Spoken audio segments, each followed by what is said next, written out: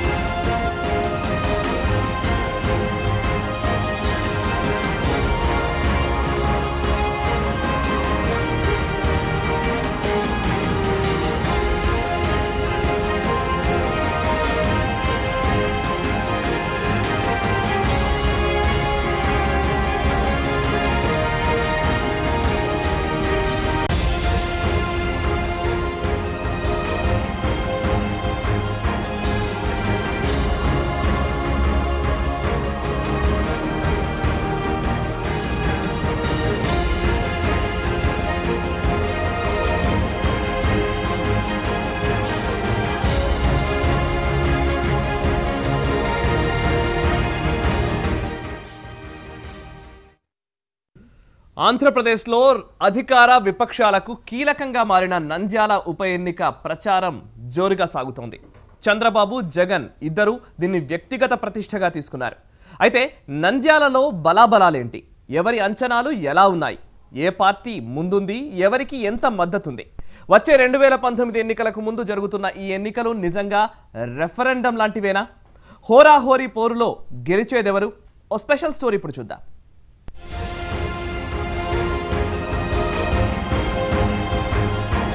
నంద్యాల ఇప్పుడు ఏపీ రాజకీయాలను శాసించేందుకు కారణమవుతున్న నియోజకవర్గం. అనూహ్యంగా నంద్యాల ఎమ్మెల్యేగా ఉన్న భూమా నాగిరెడ్డి హఠాన్మరణం తర్వాత నంద్యాలలో ఉప ఎన్నిక అనివార్యమైంది. ఇదే ఇప్పుడు టీడీపీ, వైసీపీలకు ప్రతిష్టాత్మకంగానూ మారింది.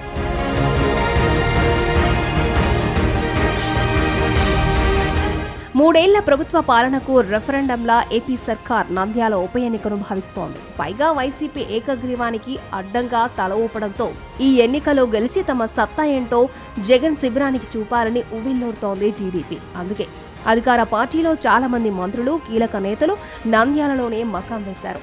ఎట్టి పరిస్థితుల్లో గెలవాలని వ్యూహాలు రచిస్తున్నారు. ప్రభుత్వం కూడా నంద్యాల ఎన్నికలపై గట్టి పట్టుతోనే టార్గెట్ చేసినట్లు తెలుస్తోంది. నియోజకవర్గంలో పెద్ద ఎత్తున అభివృద్ధి కార్యక్రమాలు చేపడుతోంది. ముఖ్యంగా ఆ ప్రాంతంలో ఎక్కువగా ఉన్న ముస్లిం ఓటర్లను ఆకర్షించేందుకు మాజీ మంత్రి ఫరూక్ కు ఎమ్మెల్సీ పదవిని ప్రకటించింది.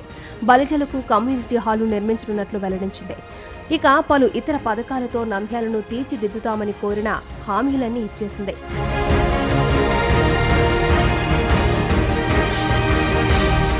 అయితే ఇక్కడ ఓ లాజిక్ ను లేవనెత్తింది వైసీపీ. తాము ఏకగ్రీవానికి ఒప్పుకోకుండా పోటీ నింపడం వల్లే నంద్యాలకు మేలు జరుగుతోందని, ఎప్పుడూ లేని విధంగా టీడీపీ అధినేత చంద్రబాబు నంద్యాలపై ప్రేమ ఉన్నట్లు వరాలు ప్రకటించారని తెలిపింది.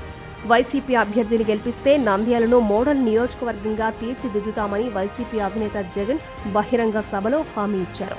అంతేకాదు 2019లో జరగబోయే మహా కురుక్షేత్రం లాంటి సార్వత్రిక ఎన్నికలకు కూడా నంద్యాల ఉప ఎన్నిక నాంది అవుతుందని పవర్ఫుల్ డైలాగ్స్ పేల్చారు. నంద్యాల ఇవాళ మీరు వేసే ఓటు తొలిమెట్టు కాబోతుంది. 2019లో జరగబోయే కురుక్షేత్ర మహాసంగ్రామానికి నాంది నంద్యాలే.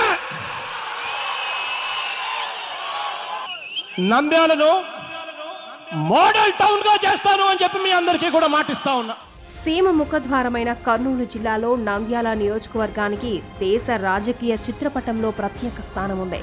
దేశానికి ప్రధానమంత్రిని రాష్ట్రపతిని అందించిన ఘనత ఈ నియోజకవర్గానిదే. 1977లో నీలం సంజీవరెడ్డి నంద్యాల లోక్సభ నుంచి గెలిచి ఆ తర్వాత రాష్ట్రపతిగా ఎన్నికయ్యారు.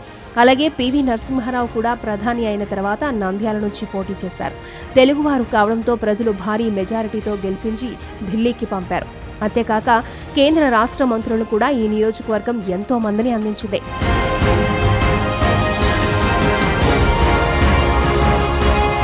రాజకీయ చైతన్యానికి ప్రతీక అయిన నంద్యాల ఇప్పుడు రాజకీయంగా గందరగోళానికి వేదికైంది. సిట్టింగ్ ఎమ్మెల్యే భూమా నాగిరెడ్డి హఠాన్ మరణం తర్వాత నంద్యాల రాజకీయం గజిబిజిగా మారింది. టీడీపీ అభ్యర్థిగా భూమా బ్రహ్మానందరెడ్డి పోటీలో ఉన్నారు.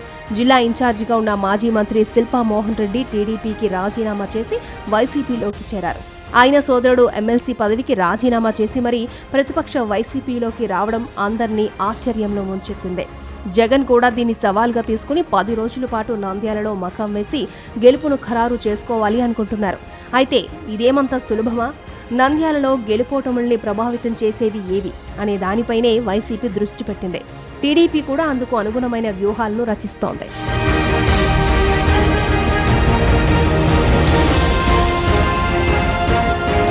నంద్యాల అసెంబ్లీ నియోజకవర్గంలో సామాజిక వర్గాల సమీకరణాలే గెలుపోటములను ప్రభావితం చేస్తాయి. ఇక్కడ ప్రధానంగా ఎస్సీ ఓటర్లు దాదాపు 32,000 మంది ఉండగా రెడ్డి సామాజిక వర్గం 31,000 వరకు ఉన్నట్లు లెక్కలు చెబుతున్నాయి. బలిజ ఓటర్లు 21,000 మంది, ఇతర అగ్రకులాలు 10,000 మంది, వైశ్య సామాజిక వర్గ ఓటర్లు ఇక్కడ 16,000, బ్రాహ్మణ ఓటర్లు 5,000 మంది వరకు ఉన్నట్లు గణాంకాలు చెబుతున్నాయి. ఎస్టీ ఓటర్లు 12,000 ఉన్నారు. ఇక ముస్లిం ఓటర్లు 26,000 మంది, బీసీ కులాలకు చెందిన ఓటర్లు 40,000 మంది వరకు ఉన్నట్లు అంచనా. వీరు కాకుండా మరో 10,000 మంది వరకు పలు కులాలకు చెందిన ఓటర్లు ఉన్నట్లు తెలుస్తోంది.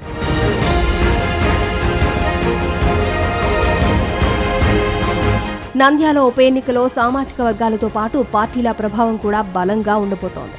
ఏ సామాజిక వర్గం ఏ పార్టీ వైపు మొగ్గుతుందనేది కూడా కీలకంగా మారింది. అదే సమయంలో ప్రభుత్వ పాలనపై ప్రజలు అనుకుంటున్న తీరుకు నంద్యాల ఉప ఎన్నిక వేదిక కానుందనే వాదనలు ఉన్నాయి. ఏదేమైనా ప్రజలు నాడి ఎలా ఉండబోతోంది అనేది ఇప్పుడు ఆసక్తికరంగా మారింది.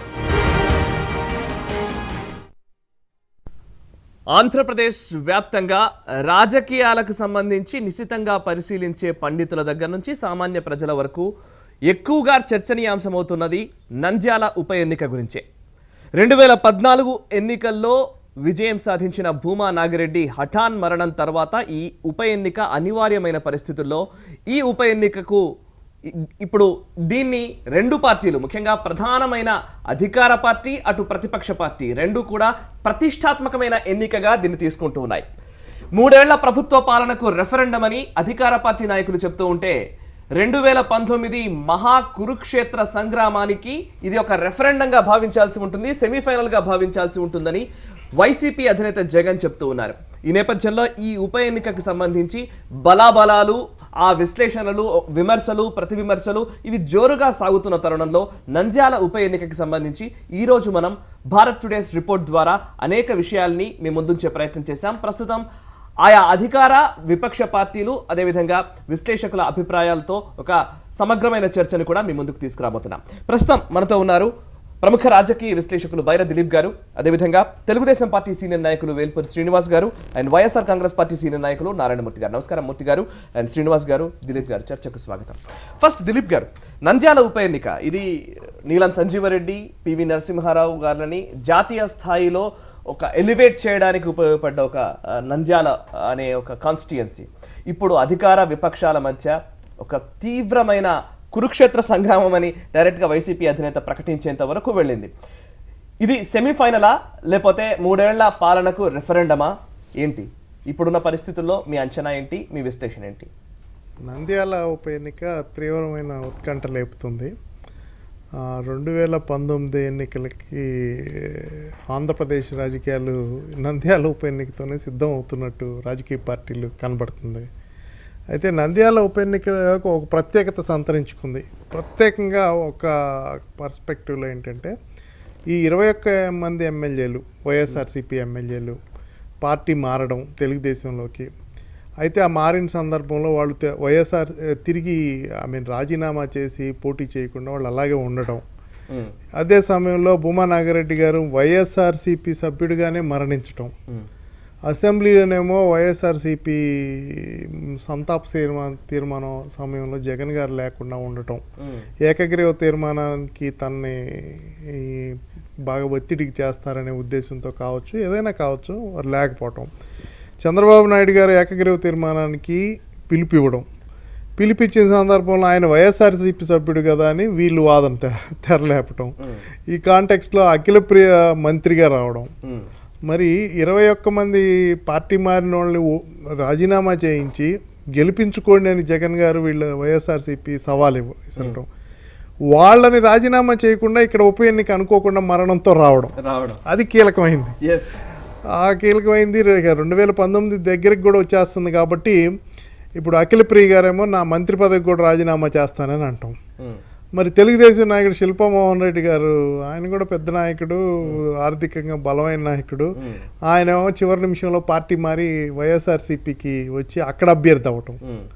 ఆయన సోదరుడు చక్రపాణి రెడ్డి గారు మొన్నటిదాకా టీడీపీలోనే కొనసాగుతున్నానన్న వ్యక్తి ఎమ్మెల్సీ పదవికి రాజీనామా చేసి అటు వెళ్ళడం.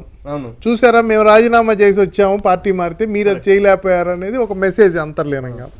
ఇన్ని సందర్భాల్లో ఆంధ్రప్రదేశ్లో మరి రాయలసీమలో జరగటం, రాయలసీమలో ప్రత్యేకించి జగన్ గారికి పట్టుందని, ప్లేనరీ తర్వాత ఈ కొత్త ఆయన ఎవరు ప్రశాంత్ కిషోర్ పీకే గారు అవటం, ఈ ఇన్ని నేపథ్యాల మధ్య ఈ ఎన్నిక ఉత్కంఠంగా జరుగుతుంది. అయితే జగన్ గారు దీన్ని కురుక్షేత్ర సంగ్రామంగా తీసుకున్నారు. చంద్రబాబు నాయుడు గారు ప్రచారం చేసి మరి వారి ప్రచారంలో పొరపాటున ఎట్లనో నేను వేసిన రోడ్ల మీద ఉండి మీరు నాకు ఓట్లు వేయరా లేకుంటే అనే మాట తోలడం, ఇటువంటివన్నీ ఒక ప్రత్యేకతను తీసుకొచ్చాయి. ఈ ఎన్నిక మీద ప్రత్యేకమైన దృష్టి కేంద్రీకృతమైంది. ఈ రోజు కూడా గమనించాం కదా, వైఎస్ఆర్సీపీ అభ్యర్థి నోటరీ ఇష్యూ ఏదో ఇదైందని, అలాగే వీళ్ళు కూడా ఏదో ఆరోపణలు చేసి భూమా అతను సరిగ్గా ఆర్థిక పరమైన వివరాలు ఇవ్వలేదని, ఇట్లా ఒక ఎన్నో ఇంత నేపథ్యంలో జరుగుతున్న ఎన్నికలు జగన్ గారు 10 రోజులు ఇక్కడే ఉంటానని, పైగా అఖిలప్రియకి జగన్ గారికి కుటుంబ సంబంధమైన విభేదాలు కొన్ని బయటకు వచ్చి, ఇట్లాంటి సందర్భంలో ఇది జరుగుతుంది, ఈ ఎన్నిక జరుగుతుంది కాబట్టి ఈ ఎన్నిక మీద ఎంతో ఉత్కంఠ ఉంది.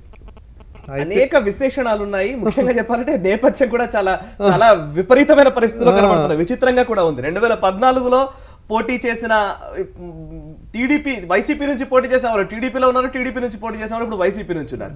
ఇప్పుడు శ్రీనివాస్ గారు ఒక పాయింట్, ఈ రోజు ఇష్యూలో, మనం కరెంట్ ఇష్యూలో ఎందుకని ఆ నోటరీకి సంబంధించి అంత పెద్దగా దాన్ని ఎందుకు ఒక చాలా తీవ్రంగా భూతద్దంలో పెట్టి ఆ నామినేషన్ తిరస్కరించాలని చెప్పే ప్రయత్నం చేశారు? టీడీపీ నాయకులు చెప్తున్న ఆరోపణల్ని ఇప్పుడు ఈసీ అంగీకరించినట్టే. అంటే నేనేమంటున్నా అంటే, ఒక అభ్యర్థి ఎన్నికల్లో అప్లై చేసుకున్నప్పుడు దాంట్లో ఎక్కడన్నా లోపాలు ఉంటే అది ఎలక్షన్ కమిషన్ నోటీసు తీసుకురావడం అనేది సర్వసాధారణ ఇష్యూ. అది ఎలక్షన్ కమిషన్ యాక్సెప్ట్ చేస్తుందా దాంట్లో లేదా అనేది తర్వాత ఇష్యూ. అంటే మన నోటీస్కి వచ్చిన తర్వాత మన దాన్ని నెగ్లెక్ట్ చేయడం అనేది కరెక్ట్ కాదనమాట. గతంలో కూడా అనేక సార్లు కూడా ఇలాంటి జరిగినప్పుడు డెఫినెట్గా అపోజిషన్ పార్టీ ఏదైతే ఉంటుందో అది ఈసీ నోటీస్ తీసుకెళ్తుంది. అది పెద్ద కావాలని ఇష్యూ కదా, జనరల్ ఇష్యూ. వాళ్ళు కూడా బ్రహ్మానంద రెడ్డి గారు దాంట్లో రిటర్న్స్ దాఖలు చేశారు. అంటే ఇది కామన్. అంటే మాకు ఈ నంద్యాల ఉప ఎన్నిక అనేది ఒక ప్రెస్టేజ్ క్వశ్చన్ కాదు, ఇది నల్లేరు మీద నడక మాకు విజయం.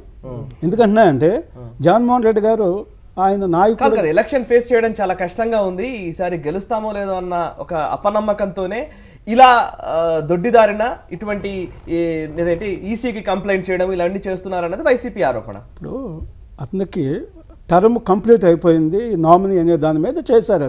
అది దొడ్డిదారేం కాదు. నేనేమన్నా అంటే జగన్మోహన్ రెడ్డి గారు ఆయన నాయకత్వం మీద ఆయన నమ్మకం కోల్పోయి ప్రశాంత్ కిషోర్ గారిని తీసుకొచ్చేసి బహిరంగ సభలోనే పెట్టి ఇదిగో ఈయన చూసి ఓట్లు వేయండి అనే పరిస్థితుల్లో ఆయన స్పీచ్ ఉంది. అంటే నేనేమంటున్నా అంటే ఒక నాయకుడికి నమ్మకం కోల్పోవటం అనేది దురదృష్టకరం. అలాంటప్పుడు అడ్వైజర్ని చూసి ఓట్లు వేసే పరిస్థితి ఆంధ్రప్రదేశ్లో లేదు. తెలంగాణలో కూడా లేదు అట్లా. నేనేమన్నా అంటే ఎప్పుడైతే అది జరిగిందో నీ మీద నమ్మకం లేకపోవటం లేదు. అదే తెలుగుదేశం పార్టీ డెఫినెట్గా నంద్యాలలో గెలుస్తుంది. ఎందుకంటే మేము చేసినటువంటి అభివృద్ధి కార్యక్రమాలు రాయలసీమను రత్నాలసీమగా చేయాలనేటువంటి లక్ష్యము. తర్వాత పులివెందులకు కూడా మేమే స్వయంగా, అంటే మాకు రాజకీయాలు లేవు, ఎన్నికలు అయిపోయిన తర్వాత అన్ని పార్టీలు మాకు సమానమే. పవన్ కళ్యాణ్ గారు వచ్చి వద్దాన్న సమస్య చెప్పారు, ఇమీడియట్గా దాని మీద యాక్ట్ చేసాం. జగన్మోహన్ రెడ్డి గారు మా ఊరికి నీళ్ళు వద్దన్నా కూడా మేము పులివెందులకు నీళ్ళు ఇచ్చాం. నేనేమంటున్నా అంటే ఎన్నికలు అయిపోయిన తర్వాత రాజకీయాలు లేవు, కేవలం ప్రజా సంక్షేమమే. ఎన్నికలు అయిపోయినా రాజకీయాలు తెలుగుదేశం పార్టీకి ఓన్లీ సంక్షేమం. మూర్తి గారు, ఈ రోజు ఎలక్షన్ కమిషన్ కి ఇచ్చిన ఫిర్యాదులు అటు టీడీపీ ఇచ్చింది కాబట్టి కౌంటర్ గా మనం చేయకపోతే వెనకబడతామనే అభిప్రాయమా? అందుకోసమనే భూమా బ్రహ్మానంద రెడ్డి పైన ఆయన ఆస్తులకు సంబంధించి కరెక్ట్ గా డీటెయిల్స్ పొందుపరచలేదని చెప్పడం కేవలం కౌంటర్ గా మాత్రమే మీరు భావిస్తారా, లేకపోతే ఇది నిజమా? దాంట్లో ఉన్నది 100% నిజం. అయితే ఆర్ఓ రిటర్నింగ్ ఆఫీసర్ ఎవరైతే ఉంటారో ఆయన విచక్షణాధికారాలు కొన్ని ఉంటాయి దాంట్లో. వీళ్ళు రిటర్న్స్ దాఖలు చేయకపోవడం అనేది 100% నిజం. ఎందుకంటే లాస్ట్ టైము వాళ్ళ సిస్టర్ ఏదైతే దాఖలు చేశారో దాంట్లో కూడా పొందుపరచాల ఈ విషయాలు. ఇప్పుడేమని వీళ్ళు ఒక పాట అందుకున్నారంటే ఇది అవిభక్త కుటుంబం, అంటే ఉమ్మడి కుటుంబం కింద ఆస్తులన్నీ ఉన్నాయనేటటువంటి ఒక వాదన తీసుకొచ్చారు ఎప్పుడైతే మనం దీన్ని బయటకు తీసుకొచ్చామో. అయితే అవిభక్త కుటుంబం అని చెప్పేసి మీరు దాంట్లో రాసినప్పుడు అఫిడవిట్లో దాంట్లో ఎవరెవరు ఉన్నారో రాయాల్సిన అవసరం ఉంది. కుటుంబం అంటే మొత్తం రాష్ట్రం అంతా మన కుటుంబం కాదు కదా, లేదా మన జిల్లా అంతా మన కుటుంబం కాదు. అట్లనే భూమా అనే పేరున్న మొత్తం జనం అంతా మన కుటుంబం కాదు. సో ఎవరెవరు ఉన్నారు, ఏ తలకాయలు దాంట్లోకి వస్తాయి, ఏ పిల్లలు తలకాయలు పిల్లలు దాంట్లో వస్తారు వ్యక్తపరచాల్సిన అవసరం ఉంది. దాన్ని ఓకే వాళ్ళు ఎలా తీసుకున్నారో మరి దానికి కూడా వాళ్ళు అంగీకారం తెలియజేయడం జరిగింది. అయితే ప్రధానంగా వీళ్ళు ఓటమిని అంగీకరించారు ఆల్రెడీ. ఓటమిని ఎలా అంగీకరించారంటే ముందు మనం ఎలక్షన్కి పోకముందే నామినేషన్ వేసిన వెంటనే ఈ ప్రజాదరణ మొన్న జగన్ గారి సభ, ఆ సభ దిగ్విజయం అయిన తర్వాత నంద్యాలలో అంత మహత్తరమైన సభ జరిగిన దాఖలాలు లేవు. అయిన తర్వాత వీళ్ళు చంద్రబాబు నాయుడు గారికి తెలుగుదేశం పార్టీ టీడీపీ నిర్వహించిన రోడ్ షోలకు కూడా జనాలు వస్తారు. దాంతో పోల్చలేరు. చంద్రబాబు నాయుడు గారికి తెలుగుదేశం పార్టీకి వణుకు పుట్టుకొని వీళ్ళు ఎట్లా దొడ్డుదారుల్లో వీళ్ళని దెబ్బతీయాలి, ఎట్లా డిమారలైజ్ చేయాలి, ఈ పద్ధతుల్లో అఫిడవిట్ 2013 కాదు, అదే చక్రపాణి రెడ్డి గారు, అదే శిల్పా మోహన్ రెడ్డి గారు పోటీ చేసినప్పుడు 2014లో కూడా అదే తులసిరెడ్డి గారు దాన్ని దాఖలు చేశారు. సో సెల్ఫ్ అసిస్టేషన్కి నా ముందు వీళ్ళు సైన్ చేశారనేటటువంటి ధృవపత్రాలుగా దాన్ని వాళ్ళు నిదర్శనం తీసుకోవడం జరిగింది వాళ్ళ ఆర్ఓ. లేదంటే వీళ్ళు దాన్ని రాద్ధాంతం చేసి వీళ్ళు ఎలక్షన్లో నెగ్గలేననేటటువంటి అపనమ్మకంతో ముందే డిస్క్వాలిఫై చేస్తారు. ఇట్లాంటి అపోహలు ఇప్పుడు ఎన్నాళ్ళు వీళ్ళు తీసుకెళ్ళరు. మీరు 2 గంటల్లో రాజకీయపరమైన గంట ముందు కూడా ఇదే మాట్లాడారు. ఈ చర్చతో దొడ్డిదారిని పోవాలనేటటువంటి పరిస్థితుల్లో ఎవరి వర్షన్ వారికి ఉంది. ఈసీ తమ విచక్షణాధికారం ప్రకారం తమకున్న సంబంధించి వెరిఫికేషన్ ప్రకారం వారు చూసి డెసిషన్ తీసుకున్నారు. ఇద్దరి నామినేషన్లని ఆమోదించారు. ఇప్పుడు అలా ఆమోదించారు కాబట్టి ఆ చర్చ కూడా అవసరం లేదు. కాకపోతే టెక్నికల్ అంశాలని కానీ ఏ కోణంలో చూసిన చిన్న అంశాన్ని కూడా వదిలిపెట్టే ప్రసక్తి లేదు అనే కోణంలో ఈ ఎన్నిక కనబడుతుందన్నమాట వాస్తవం. ఇప్పుడున్న పరిస్థితుల్లో టెక్నికల్గా ప్రతి విషయాన్ని ఇది మీరు ఇలా చేశారు, ఇది మీరు ఇలా చేశారు అంటే నామినేషన్లు తిరస్కరింపజేయాలి, నామినేషన్లు ఆమోదించకుండా చేయాలి అనే ఒక ఉద్దేశం అనేది ఇది కరెక్టా? 2 పార్టీలకు సంబంధించి నామినేషన్లు ఆమోదింప చేయకుండా ఉండాలనే ప్రయత్నం కన్నా ఎంత పోటీ ఉంది అనేది ఇక్కడ మనకి అవగతం. తీవ్రత ఆ పోటీ ఎంత తీవ్రంగా ఉంది అంటే ఎవరికి వాళ్ళకి అభద్రత భావం ఉంది లోపల. సో ఎన్నిక ఏదన్నా అయితే ఈజీగా అవుతుంది కదా అనే ఒక మార్గం సహజంగా ప్రయత్నం జరుగుతుంది. అంటే లోపల ఎక్కడో ఇన్సెక్యూరిటీస్ 2 పార్టీలకు ఉన్నాయి. గెలిస్తే వైఎస్ఆర్సీపీకి బాగుంటుంది, గెలవకపోతే ఆల్రెడీ 21 మంది జంప్ అయి ఉన్నారు, ఇంకేమైనా జంప్ అవుతారేమో. అలాగే టీడీపీకి కూడా వైఎస్ఆర్సీపీ పుంజుకుంటుందనే మెసేజ్ వస్తే 2019 ఎలక్షన్లు దగ్గరలో ఉన్నాయి. ఆల్రెడీ ఓవర్లోడ్ అయ్యింది పార్టీ. ఇప్పుడు మోడీ గారేమో మేము కొత్త నియోజకవర్గాలు లేవు అంటున్నారు. ఇట్లా శిల్ప వెళ్ళిపోయినట్టు మళ్ళీ కొంతమంది జంప్ అవుతారేమో. ఇవన్నీ పాలిటిక్స్లో ఇవన్నీ డిఫరెంట్ కోణాలు. మరి ఆయన జగన్ గారు చంద్రబాబుని రోడ్డు మీద కాల్చి చంపినా పాపం లేదు అన్నారు. అట్లా ఎన్నో ఇష్యూస్, రోజా అందని ఒక ఇష్యూస్, ఉమెన్కి సంబంధించి రోజా అనేదో అదొక ఇష్యూ. ఏవైనా నంద్యాల ఎన్నికల సామాజిక గత ఎన్నికల్లో కూడా పోలిస్తే ఇందా మిత్రుడు చెప్తున్నాడు, ఎక్కువ మెజారిటీ కూడా పోయినసారి కూడా భూమా నాగిరెడ్డి గారికి కూడా పెద్ద మెజారిటీ ఏం లేదు. లాస్ట్ టైం కూడా టైట్ ఎలక్షన్ జరిగింది. మీరు అన్నట్టు ఈ నియోజకవర్గంలో పెద్ద పెద్దోళ్ళు రిప్రజెంట్ చేయటం, రాయలసీమ ముఖద్వారం అవ్వటం, గతంలో కూడా ఫరూక్ లాంటి వాళ్ళు అక్కడి నుంచి మంత్రిగా పనిచేయటం, ఇక్కడ మైనార్టీలు అధికంగా ఉండటం, వైఎస్ఆర్సీపీకి గమనిస్తే వాళ్ళ ఓట్ బ్యాంక్ మైనార్టీలు అవటం, మైనార్టీలు అధికంగా ఉండటం వల్ల వాళ్ళు కాన్ఫిడెంట్గా ఉన్నారు. అయితే ఈ ఎలక్షన్లో అది పని చేయకుండా చూడాలని కొంత ప్రయత్నం జరగటం, ఇట్లాంటివన్నీ జరుగుతున్నాయి. ఈ ఎన్నికలు రెండు పక్షాలు ఛాలెంజింగ్గా తీసుకున్నాయి. కాకపోతే ఉప ఎన్నిక ఇంత ప్రభుత్వ వ్యవస్థ మొత్తం స్తంభింపజేసి ప్రతిపక్షం వాళ్ళు కూడా అందరూ వెళ్ళిపోయి ఇంత ఖర్చు పెట్టి ఇంత చేయటం అవసరమా అనేది క్వశ్చన్. ఉప ఎన్నిక మామూలుగా ప్రజల మీద ఇన్ని రకాల ఒత్తిళ్లు, ఇన్ని రకాల ప్రయోగాలు చేసి మళ్ళీ ఎన్నిక తర్వాత ఎవరు శ్రీనివాస్ గారు, తెలుగుదేశం పార్టీ ఎట్టకేలకు ఇక చివరికి ఖచ్చితంగా ఎన్నికల బరిలో దిగాల్సిన పరిస్థితులు తీసుకొచ్చారు. ముఖ్యంగా ఎవరు తీసుకొచ్చారట కంటే భూమా నాగిరెడ్డి గారి హఠాన్ మరణం ఉప ఎన్నిక అనివార్యమయ్యే పరిస్థితులు తెచ్చింది. 3 ఏళ్ల నుంచి నెట్టుకొచ్చారు. 21 మంది ఎమ్మెల్యేలని మీ పార్టీలో చేర్చుకున్నప్పటికీ, ఎవరితో రాజీనామాలు చేయించినప్పటికీ ఈ ఉప ఎన్నికలు ఫేస్ చేయాల్సిన పరిస్థితి వచ్చాయి. ఇప్పుడు కొంత భయానకమైన వాతావరణంలో టీడీపీ శ్రేణులు కూడా ఉన్నాయి అనే ఒక వార్త, ఒక రకమైన చర్చ కూడా నడుస్తూ ఉంది. అంటే తెలుగుదేశం పార్టీ భారతదేశంలో ఏ రాజకీయ పార్టీకి లేనటువంటి ఒక క్రమశిక్షణ గల పార్టీ అనే కాకుండా, అంటే ఒక గ్రౌండ్ లెవెల్ నుంచి కూడా క్యాడర్ ఉన్న పార్టీ.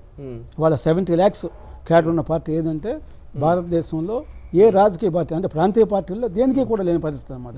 అయితే ఇదంతా చూసే జగన్మోహన్ రెడ్డి గారు భయపడి అక్కడ ఏం చేశారంటే ఓటర్లను భయభ్రాంతులు చేయడానికి ముఖ్యమంత్రినే స్వయంగా హత్య చేయండి అనేటువంటి పరిస్థితి చూడటం, అంటే అక్కడ ఓటర్లను భయపెడతానికి. అంటే అలాంటి పరిస్థితుల్లో ఓటర్లు ప్రజాస్వామ్యాన్ని కాపాడాలంటే డెఫినెట్గా తెలుగుదేశం పార్టీకి ఓటు వేయాల్సిందే. లేకపోతే తెలుగుదేశం పార్టీకి ఓటు వేయకపోతే ఆ నియోజకవర్గంలో పరిస్థితి ఏ రకంగా ఉండేది వాళ్ళకి తెలిసిపోయింది. నేను ఒక స్ట్రైట్ ప్రశ్న అడుగుతాను. నైతికత అనే అంశమే ఎక్కువ సార్లు మీరు మాట్లాడితే కనుక నిబద్ధత కలిగిన పార్టీ తెలుగుదేశం పార్టీ, నిజాయితీ కలిగిన పార్టీ తెలుగుదేశం పార్టీ అని చెప్తున్నారు. కాబట్టి 21 మంది ఎమ్మెల్యేలు తెలుగుదేశం పార్టీలో చేరినప్పుడు ఒక్కరి చేత కూడా రాజీనామా చేయించి లేదా ఉప ఎన్నికకు వెళ్ళలేదు. ఇప్పుడు ఆయన హఠాన్ మరణం వల్ల ఉప ఎన్నిక అనివార్యమైన పరిస్థితులు వచ్చాయి. అటువైపు చూస్తే శిల్పా చక్రపాణి రెడ్డి గారు తెలుగుదేశం పార్టీ ఎమ్మెల్సీగా ఉన్న వ్యక్తి రాజీనామా చేసి అందులోకి వచ్చారు. నైతికత ఎవరు రాజీనామా చేసి జగన్మోహన్ రెడ్డి గారికి ఇచ్చారు? ఎవరు నైతికంగా ఉన్నారు? నేనేమన్నా అంటే చక్రపాణి రెడ్డి గారు రాజీనామా ఎవరికి ఇచ్చారు? వైఎస్ జగన్మోహన్ రెడ్డి గారికి ఇచ్చారు. వైఎస్ జగన్మోహన్ రెడ్డి గారు చెప్తాను నేను. అట్లా కాకుండా మీరు అన్నారు అంటే 1978లో రాజశేఖర రెడ్డి గారు 1970 రాజశేఖర రెడ్డి గారు రెడ్డి కాంగ్రెస్ నుంచి ఎమ్మెల్యే అయ్యారు. అయ్యి కాంగ్రెస్ పార్టీలోకి వచ్చి మంత్రి అయ్యారు రాజశేఖర రెడ్డి గారు. తర్వాత టీఆర్ఎస్ని, టీడీపీని అందరినీ తీసుకోవటం, వాళ్ళని భయభ్రాంతులు చేయడం ఎన్ని జరిగినాయి. నేనేమన్నా అంటే తెలుగుదేశం పార్టీ అక్కడ భూమా నాగిరెడ్డి గారు లేదు ఉప ఎన్నికల విషయంలో, రాజీనామాల విషయంలో, లేదా ఒక పార్టీ నుంచి ఇంకో పార్టీకి ఫిరాయించడే విషయంలో ఎవరు నైతికంగా ఉన్నారంటారు? ఇప్పుడు నేనేమంటా రాజకీయ పార్టీలు అన్నీ కూడా ఇప్పుడు ప్రస్తుతం ఆ స్థాయికి వచ్చినాయి. ఇవాళ నేనేమంటున్నా అంటే భూమా నాగిరెడ్డి గారికి అన్యాయం జరిగింది అంటున్నారు. భూమా నాగిరెడ్డి గారు వాళ్ళ అమ్మాయికి మంత్రి పదవి ఇచ్చాం, అమ్మాయికి మంత్రి పదవి ఇవ్వద్దు అన్నారు. ఇచ్చిన తర్వాత ఇవ్వలేదు, అన్యాయం అన్నారు. అంటే నేనేమంటున్నా అంటే రాజకీయాలను ఇవన్నీ కూడా కలుషితం చేసేటువంటి పరిస్థితి ఇవాళ ఆంధ్రప్రదేశ్లో ఉంది. ఇవాళ ఓటర్లు సరైన తీర్పు ఇస్తారు. వాళ్ళు ముస్లిమ్స్కి కానీ, వాళ్ళ ముస్లిమ్స్కి మరి లోకల్గా ఫరూక్ గారికి ఎమ్మెల్సీ ఇచ్చాం. తర్వాత విజయవాడలో పోలీస్ హౌసింగ్ కార్పొరేషన్ చైర్మన్ ఎవరు నాగుల మీరా గారికి, అట్లా జలీల్ ఖాన్ గారికి కూడా వక్ఫ్ బోర్డ్ చైర్మన్. అట్లా అంటే ముస్లిమ్స్కి ఇవ్వాల్సినటువంటి అది 50,000 రూపీస్ వాళ్ళ వివాహానికి సంబంధించి అంటే అన్ని కూడా ముస్లిమ్స్ జరిగినాయి. అంటే మా దగ్గర ఎమ్మెల్యేస్ లేనప్పుడు షరీఫ్ గారికి మేము ఎమ్మెల్సీ ఇచ్చాం, తీసుకుంటారు. నేనేమన్నా అంటే అక్కడ మీరేమో వాళ్ళకి రిజర్వేషన్ ఇచ్చామని చెప్పేసి వాళ్ళని మోసం చేశారు 4% అని. అర్ధరాత్రి ఇప్పుడు తెల్లకాయల మీద సంతకం పెట్టి రిజర్వేషన్, దానికి ఒక సిస్టమ్ ఉంది. ఆ సిస్టాన్ని మనం వర్కౌట్ చేయకుండా మిడ్ నైట్ రిజర్వేషన్ నేను మళ్ళీ అదే పాయింట్ మిమ్మల్ని అడుగుతున్నాను. మీరు చెప్పేంత వరకు నేను అడుగుతాను.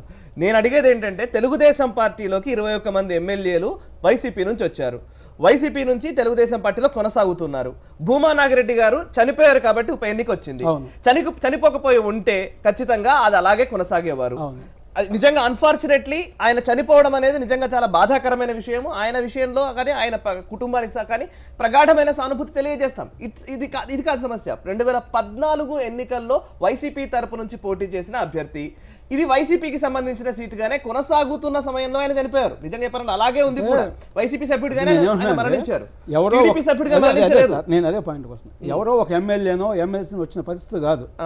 గంప గుర్తుగా 21 మంది రావటం అంటే నాయకుడు రాష్ట్ర సంక్షేమాన్ని దృష్టిలో పెట్టుకోలేడు, కేవలం ఆయన స్వార్థం కోసం పని చేస్తున్నాడు అని చెప్పేసి రేపు ఇంకొక 20 మంది వస్తారు. ఇవాళ ఈ 21 మంది నేను చెప్పట్లేదు. ఎప్పుడైతే నాయకులు టోటల్ గా ఫెయిల్ అయ్యాడో ఒక అడ్వైజర్ తీసుకొచ్చి, బీహార్ లో ఉన్న అడ్వైజర్ తీసుకొచ్చి గెలుస్తా ఉన్నాడు, జరుగుతుంది. నారాయణమూర్తి గారు క్యాండిడేట్ బేస్డ్ ఓటు జరగాల. ఇప్పుడు ముఖ్యంగా భూమా నాగిరెడ్డి గారికి ఆయన బతికున్నప్పుడు భూమా నాగిరెడ్డి గారికి వేసిన ఓట్లు అలాగే మళ్ళీ టీడీపీకి కన్వర్ట్ అవుతున్నట్టుగా భావించాలా? ఇప్పుడున్న పరిస్థితుల్లో పార్టీకి ఓటు వేసినట్ట, క్యాండిడేట్కి ఓటు వేసినట్ట? పార్టీకి జగన్మోహన్ రెడ్డి గారిని చూసి పార్టీని చూసి అక్కడ ఓట్లు పడతాయి, అది 100% నిజం. అయితే భూమా నాగిరెడ్డి గారు అసలు ఈ పార్టీలోకి ఎలా వచ్చారో చెప్పమనండి. ఫస్ట్ ఎన్ని కేసులు పెడితే వచ్చారో చెప్పమనండి. భూమా నాగిరెడ్డి గారు ఎలా చనిపోయారో చెప్పమనండి. ఏ పరిస్థితిలో చనిపోయారో చెప్పమనండి. మినిస్టర్ ఎక్స్పెన్షన్ లో ఆ రోజు రాత్రి ఏం జరిగిందో చెప్పమనండి. నంద్యాల ప్రజలకు వెళ్ళినాయి.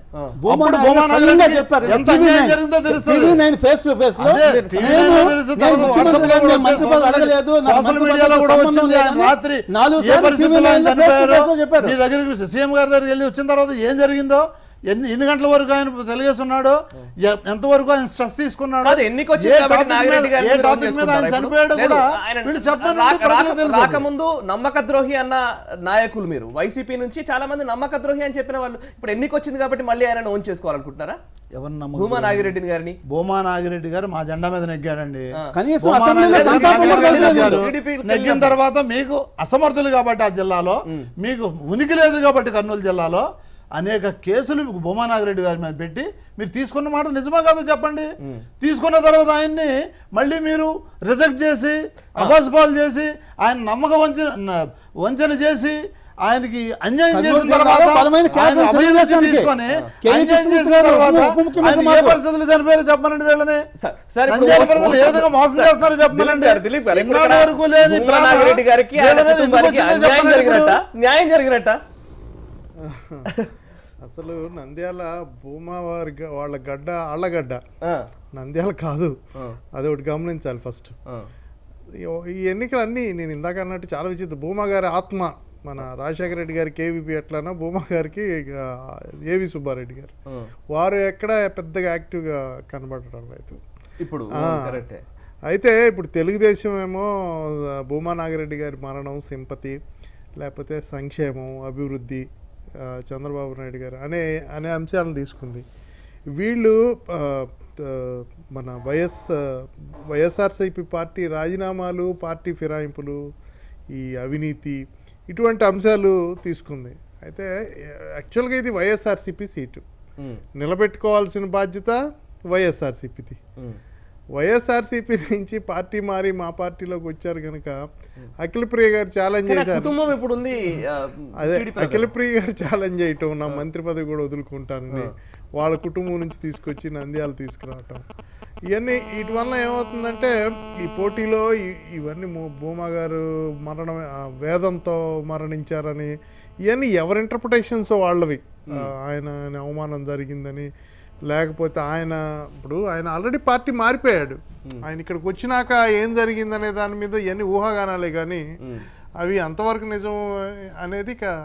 అయితే ఇప్పటివరకు గమనిస్తే ఏంటంటే వైఎస్ఆర్సీపీ సీట్ ఇది. వైఎస్ఆర్సీపీకి రాయలసీమ జనరల్గా బలంగా ఉంది. ప్లస్ అక్కడ సామాజిక సమీకరణ చూస్తే కూడా ఎక్కువ మంది మైనారిటీ ఉండటం, అదేవిధంగా రెడ్డిస్ ఎక్కువ ఉండటం. ఈ కాంటెక్స్ట్లో ఓ పక్క ముద్రగడ గారి ఉద్యమం కొంత సంకేతాలు పంపుతుంది ప్రభుత్వానికి వ్యతిరేకంగా. ముద్రగడ గారిని తొక్కివేసే రోజు ఆయన్ని నిర్బంధించడం, ఇటువంటి ఒక ఎమోషన్ ఒకటి రన్ అవుతుంది. ఈ కాంటెక్స్ట్లో ఏంటంటే కొంతవరకు పరిస్థితులు వైఎస్ఆర్సీపీకి కొంత సరే, ఉత్సాహభరితంగానే నాకు ఉన్నాయి. ఒక విషయం 2014 ఎన్నికల్నే మనం గమనిస్తే 2014లో జరిగిన ఎన్నికల్లో చూస్తే ఎవరైనా సరే ఒక ఓటర్ ఆలోచించుకునేది ఆ అభ్యర్థిని బేరీజ్ వేసుకుంటారు, ఇంకో అభ్యర్థితో కంపేర్ చేసుకుంటారు, ఆ అభ్యర్థికి ఓటు వేయాలనుకుంటారు. నెంబర్ 2 పార్టీ కూడా వస్తుంది, పార్టీ ఏ పార్టీకి వేస్తున్నారు అనేది. ఇప్పుడు 2014లో ఓటర్లు పార్టీకి వేసినట్ల లేదా అభ్యర్థికి వేసినట్ల కలగా పులగం అయిపోయిన పరిస్థితుల్లో ఎవరికి అవకాశాలు ఉంటాయంటే మళ్ళీ ఒక కన్ఫ్యూజన్ వస్తుంది. ఇప్పుడు ఒకసారి ఒక క్లారిటీ తీసుకుందాం. 2014 ఎన్నికల్ని మనం కౌంట్ చేయలేము, ఎందుకంటే ఒక ప్రత్యేక పరిస్థితిలో జరిగాయి. రాష్ట్ర విభజన జరిగింది, ఓకే, ప్రజల్లో భావోద్వేగాలు ఉన్నాయి.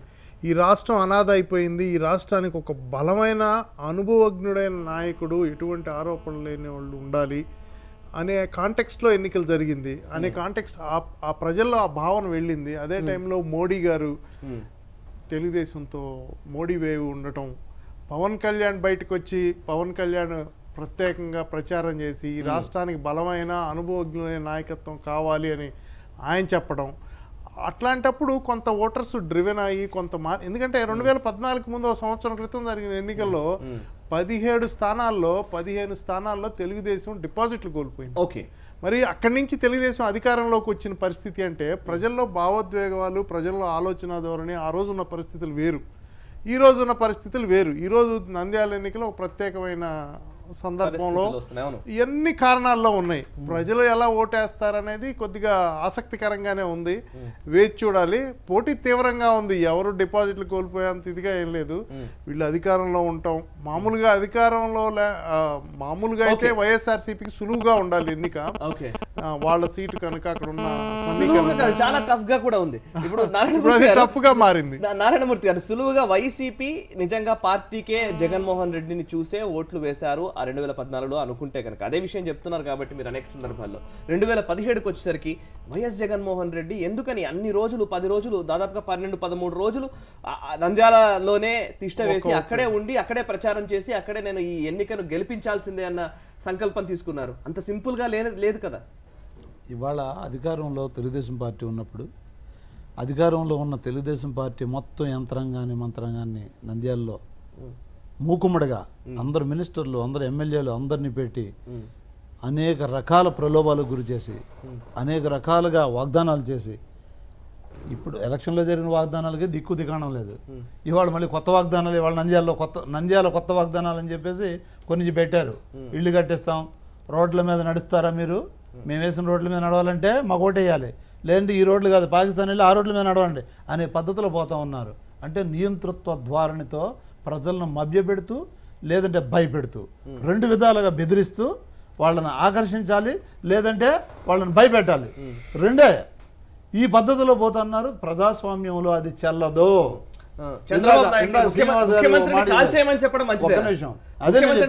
అక్కడికే వస్తున్నా, కాల్ చేయాలని చెప్పేశారు. పక్కనే నియోజకవర్గంలో పట్టపగలు నారాయణ రెడ్డిని కాల్ చేశారు. బాంబులేసి కొడవళ్లతో గన్నలతో కాల్చిపారేసిన చరిత్ర అండి. కాల్ చేశారు అంటారు మీరు. పట్టపగలు అసెంబ్లీలో ఉన్మాదులు, దుర్మార్గులు, నీ అంతు తేలుస్తా అంటే తెలుగులో పోతాం. అర్థం ఏంటో తెలుసా మీకు? నిన్ను హత్య చేస్తాను, నిన్ను నరుకుతాను అని దాని అర్థం. అసెంబ్లీ సాక్షిగానే మాట్లాడే ఈ నాయకులన్నీ నీతులు చెప్తారు. ఈ నాయకుల సూక్తులు వల్లిస్తారు. దెయ్యాలు వేదాలు వల్లించేవి ఆ ప్రజలకు తెలియదా? ఎవరిని అడుగుతున్నాను,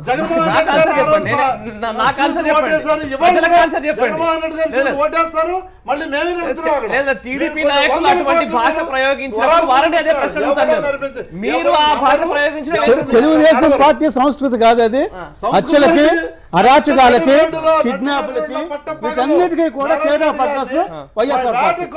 ఎందుకంటే రాయలసీమలో అనేక మంది మీద, ఇంకా ముందుకెళ్తే మీకు ఎగ్జాంపుల్ చెప్తా, చిరంజీవి గారి మీద, చిరంజీవి గారు పెద్ద నాయకుడు, ఆయన మీద, కేఏపాల్ మీద, మరి చెంగల్రాయుడు గారి మీద, అదే విధంగా ఒక నాయకుడి మీద, ఆదికేశ్వర నాయుడు గారి మీద, అడ్రామ్ జోగి గారు, ఇక్కడ మన మాదాపూర్ ఇంటి మీద అడ్రామ్ జోగి గారి మీద, అనేక మంది నాయకుల మీద ఆ రోజు దాడులు జరిగింది. పులివెందులో దాడి చేశారు, తిరుపతిలో దాడి చేశారు, వెంకటరమణ ఎమ్మెల్యే మీద, తిరుపతి ఎమ్మెల్యే వెంకటరమణ మీద దాడి చేశారు. రైల్వే కోడూరులో ఏది బచ్చాల చంద్రబాబు గారు వాళ్ళందరూ హత్య చేశారండి. అనేక రకాలైనటువంటి బాంబు దాడులు, హత్యా ప్రయత్నాలు చేసిన పార్టీ మీద అయితే తెలుగుదేశం పార్టీ ఒక క్లీన్ వైట్ పేపర్ అనుకుంటే వారు ఎంత గట్టిగా మాట్లాడుతున్నారో టీడీపీ నాయకులు కూడా అంతే తీవ్రంగా మాట్లాడుతున్నారు. There is no difference. నేను ప్రజల పక్షాన్ని నేను అడుగుతున్నాను. మీరు మాట్లాడుకోవడంతో ఇది సమస్య అక్కడితో ఆగిపోదు. ప్రజలకు వాస్తవాలు తెలుసు. ఎగ్జాక్ట్లీ ఆయన ఏదైతే మాట్లాడుతున్నారో వెంటనే మీరు కూడా ఉన్మాది, మెంటల్ ఇట్లాంటి మాటలన్నీ కూడా ఉపయోగిస్తున్నారు. మంత్రులే మాట్లాడుతున్నారు.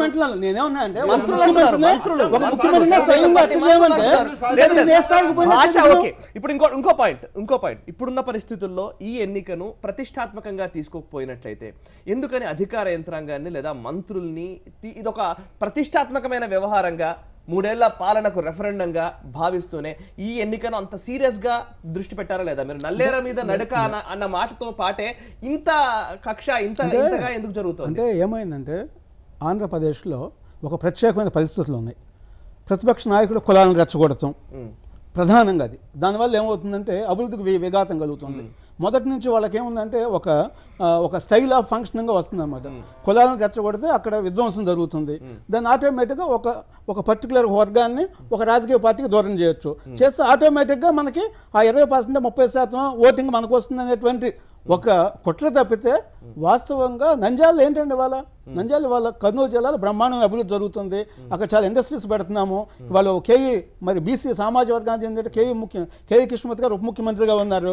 మరి అనేక మందికి మన ఫరూక్ గారు కానీ మీరు ఎవరైనా తీసుకుంటారు. రోడ్డు మీద నడిచే వాళ్ళందరూ మీకు ఎందుకు ఓటేయాలి? నేనేమంటున్నా అంటే నాకు డైరెక్ట్ గా ఆన్సర్ చెప్పండి సార్. ఎక్కువసేపు మనం మాట్లాడడం వల్ల ఏమైతే చాలా విషయాలు మిస్ అవుతాం. అక్కడ రోడ్డు మీద నడిచిన వాళ్ళు ఖచ్చితంగా టీడీపీకే ఓటేయాలి. ఎందుకు అంటే అభివృద్ధి అనేది తెలుగుదేశం పార్టీ చేసింది. వాళ్ళకి అభివృద్ధి అనేది లేదు.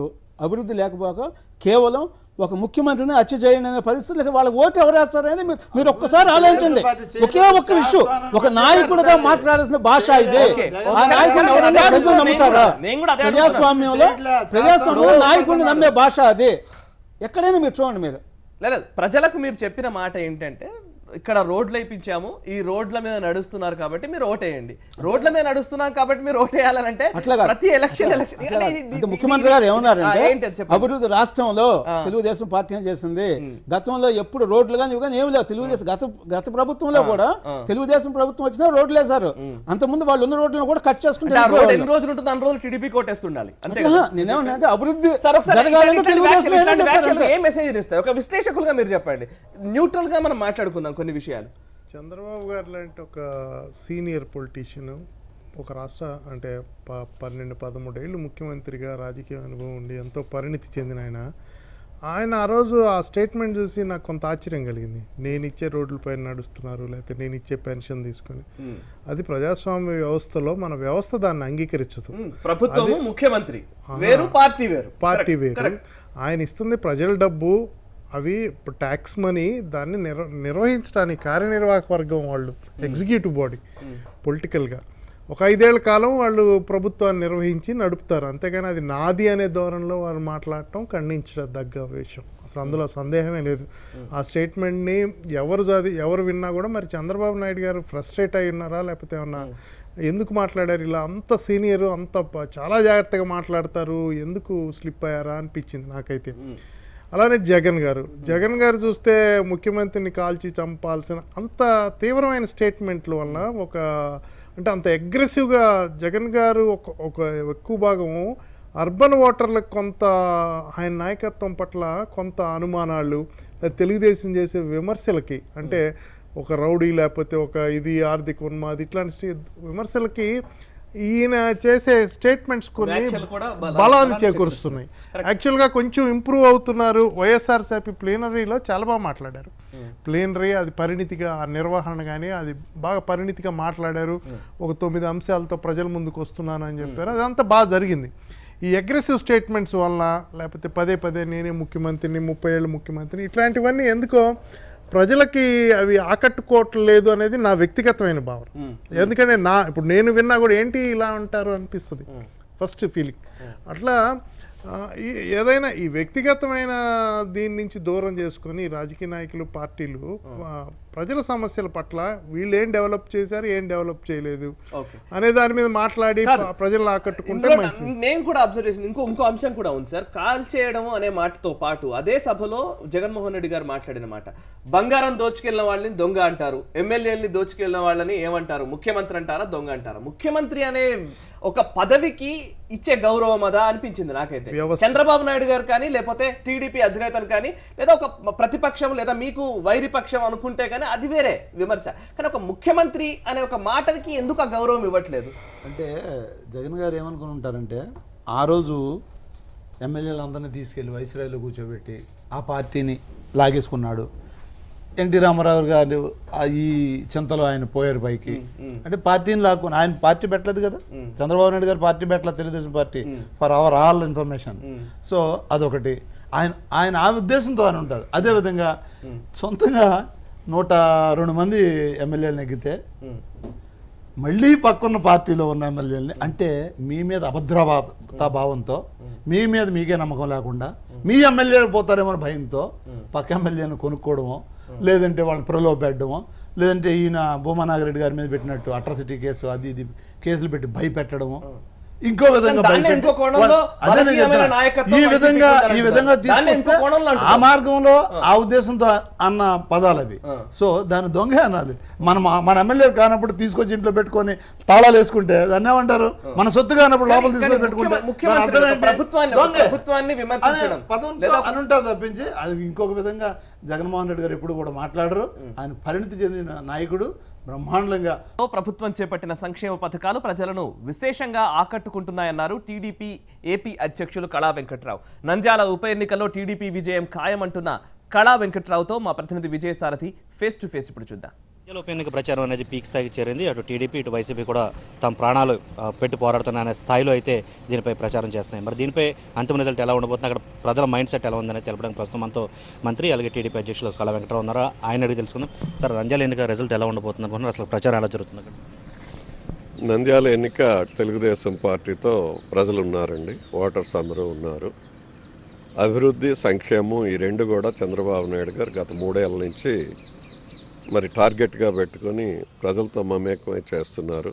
అట్లాగే రైతులకి నదుల అనుసంధానం అనండి, లేదు పేద ప్రజలకి చంద్రన్న బీమా అనండి, లేదు 1000 రూపాయలు పెన్షన్ 200ది 1000 రూపాయలు పెంచడం అనండి, అలాగే వికలాంగులకు 1500 పెంచడం అనండి, ఇలా సంక్షేమ కార్యక్రమాలని ఇంకో ప్రక్కన నదుల అనుసంధానం అలాంటి అభివృద్ధి కార్యక్రమాలు అనేటటువంటివి, టౌన్ బ్యూటిఫికేషన్, అది టౌన్ కాబట్టి దాని బ్యూటిఫికేషన్కి కావాల్సినటువంటి కార్యక్రమం, అర్బన్ హౌసింగ్, అదేవిధంగా కావాల్సినటువంటి కార్డ్స్, మైగ్రెంట్స్ ఎక్కువ ఉంటారు కాబట్టి అక్కడికి వచ్చే వాళ్ళు ఉంటారు కాబట్టి ఇవన్నీ చేసినటువంటి డెవలప్మెంట్ ప్రజలు చూస్తున్నారు. ప్రజలు తప్పకుండా తెలుగుదేశం పార్టీని, చంద్రబాబు నాయుడు గారిని అభిమానిస్తారు, గెలిపిస్తారు. Thank you.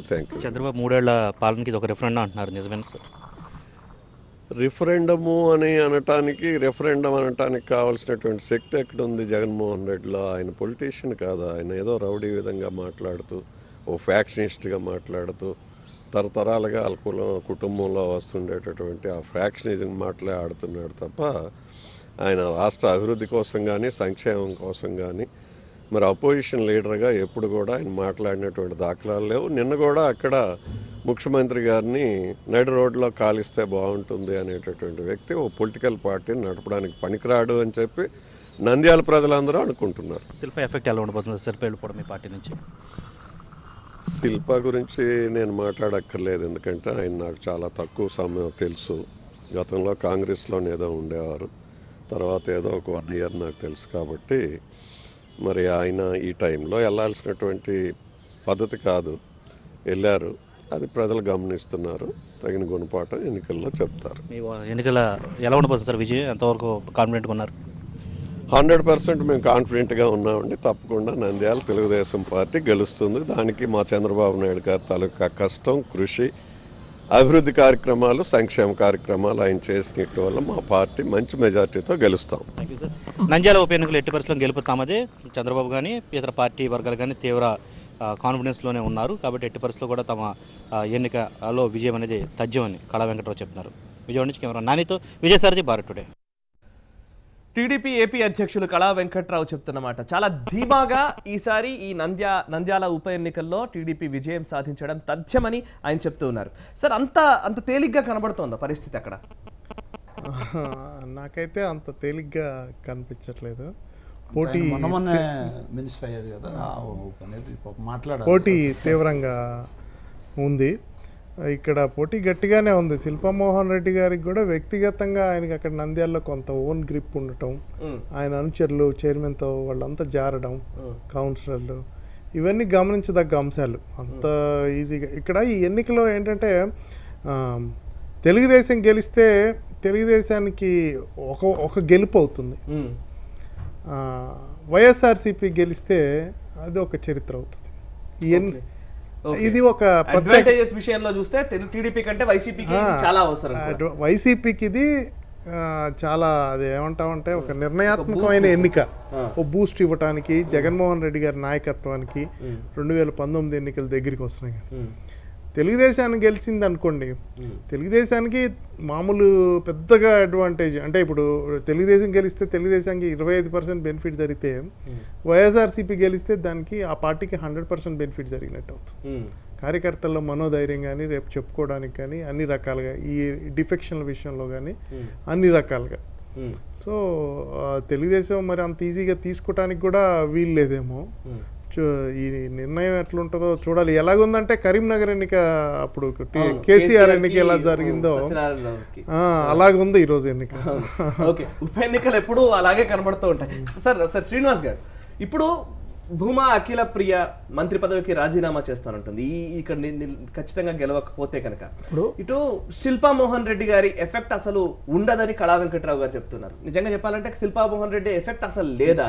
లేని వ్యక్తిని 2014లో అభ్యర్థిగా నిలబెట్టారా? అప్పుడు దాదాపుగా రమారామి ఓట్లతోనే ఓడిపోయారు, పెద్ద తేడా కూడా లేదు. 3-4 అంటే ఇవాళ ఉన్న పరిస్థితుల్లో రాష్ట్రంలో 3 సంవత్సరాల నుంచి చంద్రబాబు నాయుడు గారు అన్ని వర్గాలకి, ఎస్సీలేంటి, ఎస్టీలేంటి, బీసీలేంటి, కాపులేంటి, మైనారిటీలేంటి, అన్ని వర్గాలకు కూడా ఆయన ఏం చేస్తున్నాడు అనేది కామన్ మ్యాన్ వరకు వెళ్ళింది. కామన్ మ్యాన్ వరకు వెళ్ళింది. అయితే మరి ఈయన శిల్పామోహన్ రెడ్డి గారు రాజశేఖర రెడ్డి గారి దగ్గర హౌసింగ్ మినిస్టర్గా ఉన్నారు. ఉన్నప్పుడు అక్కడ హౌసెస్ కట్టించే దాంట్లో కూడా ఒక 4,000 కోట్ల రూపాయలు కుంభకోణం కూడా జరిగింది. అదే మీకు అఖిలప్రియ గారు వచ్చేసరికి వైట్ పేపర్గా ఉన్నారు. ఆయన వాళ్ళ ఫాదర్ బొమ్మ నాగిరెడ్డి గారు చాలా బలమైన నాయకుడు. ఆయన అమ్మాయి ఎవరైతే వచ్చారో చాలా వైట్ పేపర్ ఉంది. అఖిలప్రియ మీద 1% కూడా నెగిటివ్ అనేది లేదు. పైపచ్చి పార్టీ అడ్వాంటేజ్ ఉంది, సంక్షేమ కార్యక్రమాలు ఉన్నాయి. అవతల జగన్మోహన్ రెడ్డి గారు ఏమో కాంగ్రెస్ పార్టీ వాళ్ళ నాయనకి భిక్ష పెడితే ఆ పార్టీని సమాజ్ చేసి అక్కడ ఒక 4 లక్షల కోట్లు అవినీతి చేసి ఇవాళ వేరే పార్టీ అంటూ పెట్టి ఇక్కడ ప్రజలను మోసం చేస్తాం అనేది అక్కడ వాళ్ళు చాలా క్లియర్ కనపడుతుంది. అవినీతికి అభివృద్ధికి ఈ ఎన్నిక ఒక ఎగ్జాంపుల్ అని చెప్పొచ్చు. ప్రజలు డెఫినెట్ గా అభివృద్ధి వైపు ఉంటారు, అవినీతి వైపు ఉంటారు. అసలు ఏంటి పరిస్థితి ఎన్నిక జరిగిందంటే లాస్ట్ టైం మీకు మాకు తేడా 5 లక్షలు మాత్రమే. మీరు ఎన్నిసార్లు 1,00,000 కోట్లు 50 కోట్లు 500 కోట్లు అని అంటూ మానేస్తారో అప్పటి వరకు మీ పతనం కిందకి జారుతూనే ఉంటది, గ్రాఫ్ గెలుపుతూనే ఉంటాం. ఎందుకంటే దేవుడు ఉన్నాడు, జగన్మోహన్ రెడ్డి గారిని చూస్తూ ఉంటారు, జనం ఉన్నారు. దేవుడు కంటే ముఖ్యం దేవుడు ప్లస్ జనం ఉన్నారు. జనం అర్థమవుతుంది, ఆహా వీళ్ళు ఎప్పుడు కాకులా అరుతుంటారు. 1,00,000 కోట్లు 4,00,000 కోట్లు 3,00,000 కోట్లు. మేము 1,00,000 కోట్లు అని చెప్పలేదండి, మేము 5,00,000 కోట్లు అని చెప్తున్నాం. అదే చెప్తున్నా, 5,00,000 కోట్ల రూపాయలు ఆ రోజు 4,00,000 కోట్లు అంటాడు. మరి 20 సంవత్సరాలు సీఎం, 10 సంవత్సరాలు సీఎం గాను, 10 సంవత్సరాలు ప్రతిపక్ష నాయకుడు గాను, ఎంతమంది 10 సంవత్సరాలు మినిస్టర్ గాను ఉన్న మన చంద్రబాబు నాయుడు గారు ఎన్ని లక్షల కోట్లు అభివృద్ధి వైపు ఉన్నాము, మేము అవినీతి వైపు కబ్జాల వైపు లేము. మేము తెలుగుదేశం పార్టీ మొదటి నుంచి అభివృద్ధి సంక్షేమం తెలుగు వారి యొక్క ఆత్మ గౌరవాన్ని ప్రపంచ స్థాయికి తీసుకెళ్ళింది తెలుగుదేశం పార్టీ. ఇంకొక పదం మీకు ఇష్టపడారు కాంగ్రెస్ ఢిల్లీలో ఇవాళ ఏ విధంగా ఉంటారు మీరు చూసారు. మీరు నిదర్శనం ఏంటంటే నంద్యాలలో 3 సంవత్సరాలు అయిన తర్వాత 3 ఇళ్ళు ఏమైనా కట్టారని చెప్పండి అంటున్నాను నేను. మీరు అవినీతిలో పోలవరం ఎంత రాష్ట్రంలో మేము ఏం చేసామనేది తెలుగుదేశం పార్టీ రాయలసీమను రత్నాల సీమగా చేయాలనేది తెలుగుదేశం చెప్పండి. ప్రజలు ఏం కోరుకుంటున్నారని టాపిక్ లోకి వెళ్లే ముందు ఇందాక మీరు అన్నారు తెలుగుదేశం పార్టీకి పెద్ద నష్టమే ఉండదు ఒకవేళ ఈ ఉప ఎన్నిక పోయినట్లయితే కనుక, అదే వైసీపీకి మాత్రం తీవ్రమైన బలాన్ని ఇస్తుంది అని చెప్పారు. ఇక్కడ అఖిల ప్రియ గారికి ఈ ఎన్నిక ఎంతవరకు ఇంపార్టెంట్? ఇది ఆవిడ రాజకీయ భవితవ్యానికి, రాజకీయ భవిష్యత్తుకి ఇది ఎంతవరకు దోహదపడుతుంది? అఖిలప్రియ గారికి చాలా కీలకమైన ఎన్నికండి. ఎందుకంటే ఆవిడ మినిస్ట్రీలోకి రావడం, వచ్చాక ఈ ఉప ఎన్నిక వాళ్ళ నాన్నగారి సీట్ అవ్వడం, మరి రాయలసీమలో రాజశేఖర రెడ్డి గారి కుటుంబాన్ని వ్యతిరేకంగా ఒక బహిరంగ పోరాటం, మొన్నటిదాకా ఆ కుటుంబంతో ఉండి బంధుత్వం ఉండి మళ్ళీ బంధుత్వం తెంచుకొని ఒక పోరాటం. ఆవిడ ఒక స్టేట్మెంట్ ఇచ్చారు, నేను మంత్రి పదవి కూడా వదులుకుంటానని. ఈ ఉప ఎన్నిక ముందు కొంత తెలుగుదేశంలో కూడా చర్చ జరిగినట్టుంది, శిల్పామోహన్ రెడ్డి గారికి సీట్ ఇస్తామని ఏదో ఇన్సూరెన్స్, మళ్ళీ చివరిలో ఈ అమ్మాయి ఈ అఖిలప్రియ కాదు అని పట్టుబట్టి ఉండటం, ఆవిడకి అనుగుణంగా మరి నేను గెలిపించుకొస్తానని ఆవిడ చంద్రబాబు నాయుడు గారికి భరోసా ఇవ్వటం. సరే, ఇక మరి ఆవిడ మినిస్టర్ అక్కడ కాదుగా కాబట్టి ఆవిడకి ఆవిడ మాట కాదనకుండా సీట్ ఇవ్వటం, అది మరి ఆవిడ స్ట్రాటజీ ప్రకారం కొంత ఒత్తిడి ఆవిడ మీద ఖచ్చితంగా ఉంటుంది, తెచ్చిపెట్టుకున్న ఒత్తిడి ఇది. ఆవిడ ఆ ఒత్తిడి ఫేస్ చేసి మరి గెలిస్తే ఆవిడ గొప్ప విజయం అవుతుంది. మరి ఇటు వైఎస్ఆర్సీపీ వైపు చూస్తే వైఎస్ఆర్సీపీ మన 2014 ఎన్నికల తర్వాత కొంతమంది కీలకమైన నాయకులు దూరం అయిపోయారు పార్టీ. కొణతాల రామకృష్ణ గారు, జ్యోతుల్ నెహ్రూ, సబ్బం హరి, సుజయ కృష్ణ రంగారావు గారు, ఇట్లాంటి వాళ్ళు కొంతమంది వచ్చారు, పెద్ద పెద్ద నాయకులు, బొత్స లాంటి వాళ్ళు వచ్చారు. కానీ ఇప్పుడు కొంతమంది దూరం అయిపోవడంతో ఆ రాజకీయ పరిపక్వత, రాజకీయమైన పట్టు, ఇప్పుడు వైఎస్ఆర్సీపీకి ఒక ఓట్ బ్యాంక్ ఎలా వచ్చింది అంటే అది రాజశేఖర రెడ్డి గారు చేసిన సంక్షేమ పథకాలు, ఆయన వివిధ ప్రాంతాల్లో ఆయన డెవలప్ చేసిన లీడర్షిప్, ఆయన వాళ్ళకి చేసిన మేలు, ఆ లీడర్ ఆయన నమ్ముకున్న వాళ్ళకి చేసిన మేలు, వాటి వల్ల అనుకోకుండా జగన్మోహన్ రెడ్డి గారికి ఒక ఓట్ బ్యాంక్ ఏర్పడింది. అది జగన్మోహన్ రెడ్డి గారిని చూసి ఏర్పడింది కాదు, అది రాజశేఖర రెడ్డి గారిని చూసి ఏర్పడిన ఓట్ బ్యాంకు. అదేవిధంగా ఆ రోజు రాష్ట్రంలో కాంగ్రెస్ నాయకత్వం సరిగ్గా లేకపోవటం, బలహీనంగా ఉండటం, ఇట్లాంటి కారణాల వల్ల. సరే, ఇప్పుడు ఈ ఎన్నిక వల్ల మళ్ళీ వాళ్ళ మీద ఈ ఎన్నిక కనుక వైఎస్ఆర్సీపీ నెగ్గితే ఇప్పుడు పాత నాయకులు కొంతమంది, ఇప్పుడు ఉండవల్లి అరుణ్ కుమార్, రాజశేఖర రెడ్డి గారికి ఎంతో దగ్గరైన ఉండవల్లి అరుణ్ కుమార్ లాంటి వారు, అప్పుడు లేకపోతే కేవీపీ గారు, వీళ్ళంతా ఒక న్యూట్రల్ గా ఉంటున్నారు. ఇటువంటి ఎన్నిక నెగ్గితే వైఎస్ఆర్సీపీకి ఏమో బలంగా మారి వారి నాయకత్వం మీద పట్టు పెరిగి, అఖిలప్రియకి మటుకు ఆవిడ నెగ్గితే ఆవిడ ఒక మంచి హీరో అయిపోతామే, అదే ఒక మంచి నాయకురాలుగా ఎదగడానికి, రాయలసీమలో మంచి నాయకులు ఎదగడానికి ఆస్కారం ఉంటుంది. ఒకవేళ ఏదన్నా ఇబ్బంది జరిగితే అది వ్యక్తిగతంగా నష్టం కూడా. రైట్ శిల్పామోహన్ రెడ్డి గారు, ముఖ్యంగా శిల్పామోహన్ రెడ్డి గారి విషయంలోనే గతంలో ఇది చాలా మంది చర్చలోకి వచ్చిన అంశమే. ఇది తెలుగుదేశం పార్టీని పట్టుకొని తెలుగుదేశం పార్టీతో ఉన్న నాయకులను కాదని కొత్తగా వచ్చిన వాళ్ళకే ఎక్కువ అవకాశం ఇస్తున్నారు, ఎక్కువ ప్రోత్సహిస్తున్నారు తెలుగుదేశం పార్టీ నాయకులు అనేది ఒక విమర్శ ఉంది. ఇప్పుడు శిల్పామోహన్ రెడ్డి విషయంలో కూడా అదే, అక్కడ గ్రౌండ్లో కనుక అది రిప్రజెంట్ అయితే, ముఖ్యంగా ఓటర్లలో రిప్రజెంట్ అయ్యడానికి అవకాశాలు లేవంటారా? అదే శిల్పా మోహన్ రెడ్డి గారి యొక్క బ్రదరు శిల్పా చక్రపాణి రెడ్డి గారు. శిల్పా చక్రపాణి రెడ్డి గారికి ఎమ్మెల్సీ ఇచ్చారు, ఆయనకి ఎమ్మెల్సీ ఇచ్చి ఈయనకి మంత్రి ఇచ్చి, ఒకే ఫ్యామిలీలో ఇద్దరికి ముగ్గురికి ఇవ్వాలంటే కూడా ఆ జిల్లాలో మన ఈక్వేషన్ చూడాలి, ఓవరాల్గా కమ్యూనిటీకి చూడాలి, ఇవన్నీ కూడా ఉంటాయి. కేవలం ఆయన మొన్న కూడా లైవ్లో చెప్పారు మోహన్ రెడ్డి గారు, నేను కేవలం ఎమ్మెల్యే సీటు కోసమే నేను వైసీపీ పార్టీలోకి వచ్చాను, నాకు పదవే నాకు ముఖ్యం అని చెప్పారు. ఏదో మన ఎన్టీవీనో టీవీనో నాకు ఎగ్జాక్ట్ ఐడియా లేదు. నేనేమన్నా అంటే పదవుల కోసమే అంటే నువ్వు టీడీపీలో ఉండవలసినటువంటి పరిస్థితి లేదు, ప్రజా సంక్షేమం కోసం ఉన్నప్పుడు ఆటోమేటిక్ పదవులు అటెంట్గా వస్తాయి. అవి నాకు ఈ పదవే కావాలి, నేను దీనికోసమే ఉంటాయంటే అది ఆ జిల్లాలో నాయకుల యాక్సెప్టెన్స్ కావాలి, ప్రజల యాక్సెప్టెన్స్ కావాలి. అట్లా కాకుండా కేవలం పదవుల కోసం అంటే జగన్మోహన్ రెడ్డి గారు వచ్చిన వాళ్ళందరూ కూడా మీకు అన్ని పదవులు ఇస్తా అన్నారు, ఆయన దగ్గర ఏమీ లేదు కాబట్టి అన్ని ఇస్తా అన్నారు. మనం అట్లా చెప్పలేము. మనం ఒక బాధ్యతగా ప్రభుత్వంలో ఉండి ఒక ముఖ్యమంత్రి ఏది పడుతుంది హామీలు ఇవ్వలేడు. ఆయన ఏంటంటే ఆయన గొంతు లేదు కాబట్టి ఇవాళ మీ పార్టీ పతనానికి దారి తీస్తుంది. ఎందుకంటే మీ కార్యకర్తల మీద, మీ ఎమ్మెల్యేల మీద విశ్వాసం లేదు కాబట్టి మా దగ్గర నుంచి తీసుకొని వాళ్ళు 4 మినిస్టర్లు ఇచ్చారు. మీరు ఇక్కడ ఉత్తరాంధ్ర కానీ, అక్కడ రాయలసీమ కానీ మీకు మీ దగ్గర లీడర్లు లేరా? మీ దగ్గర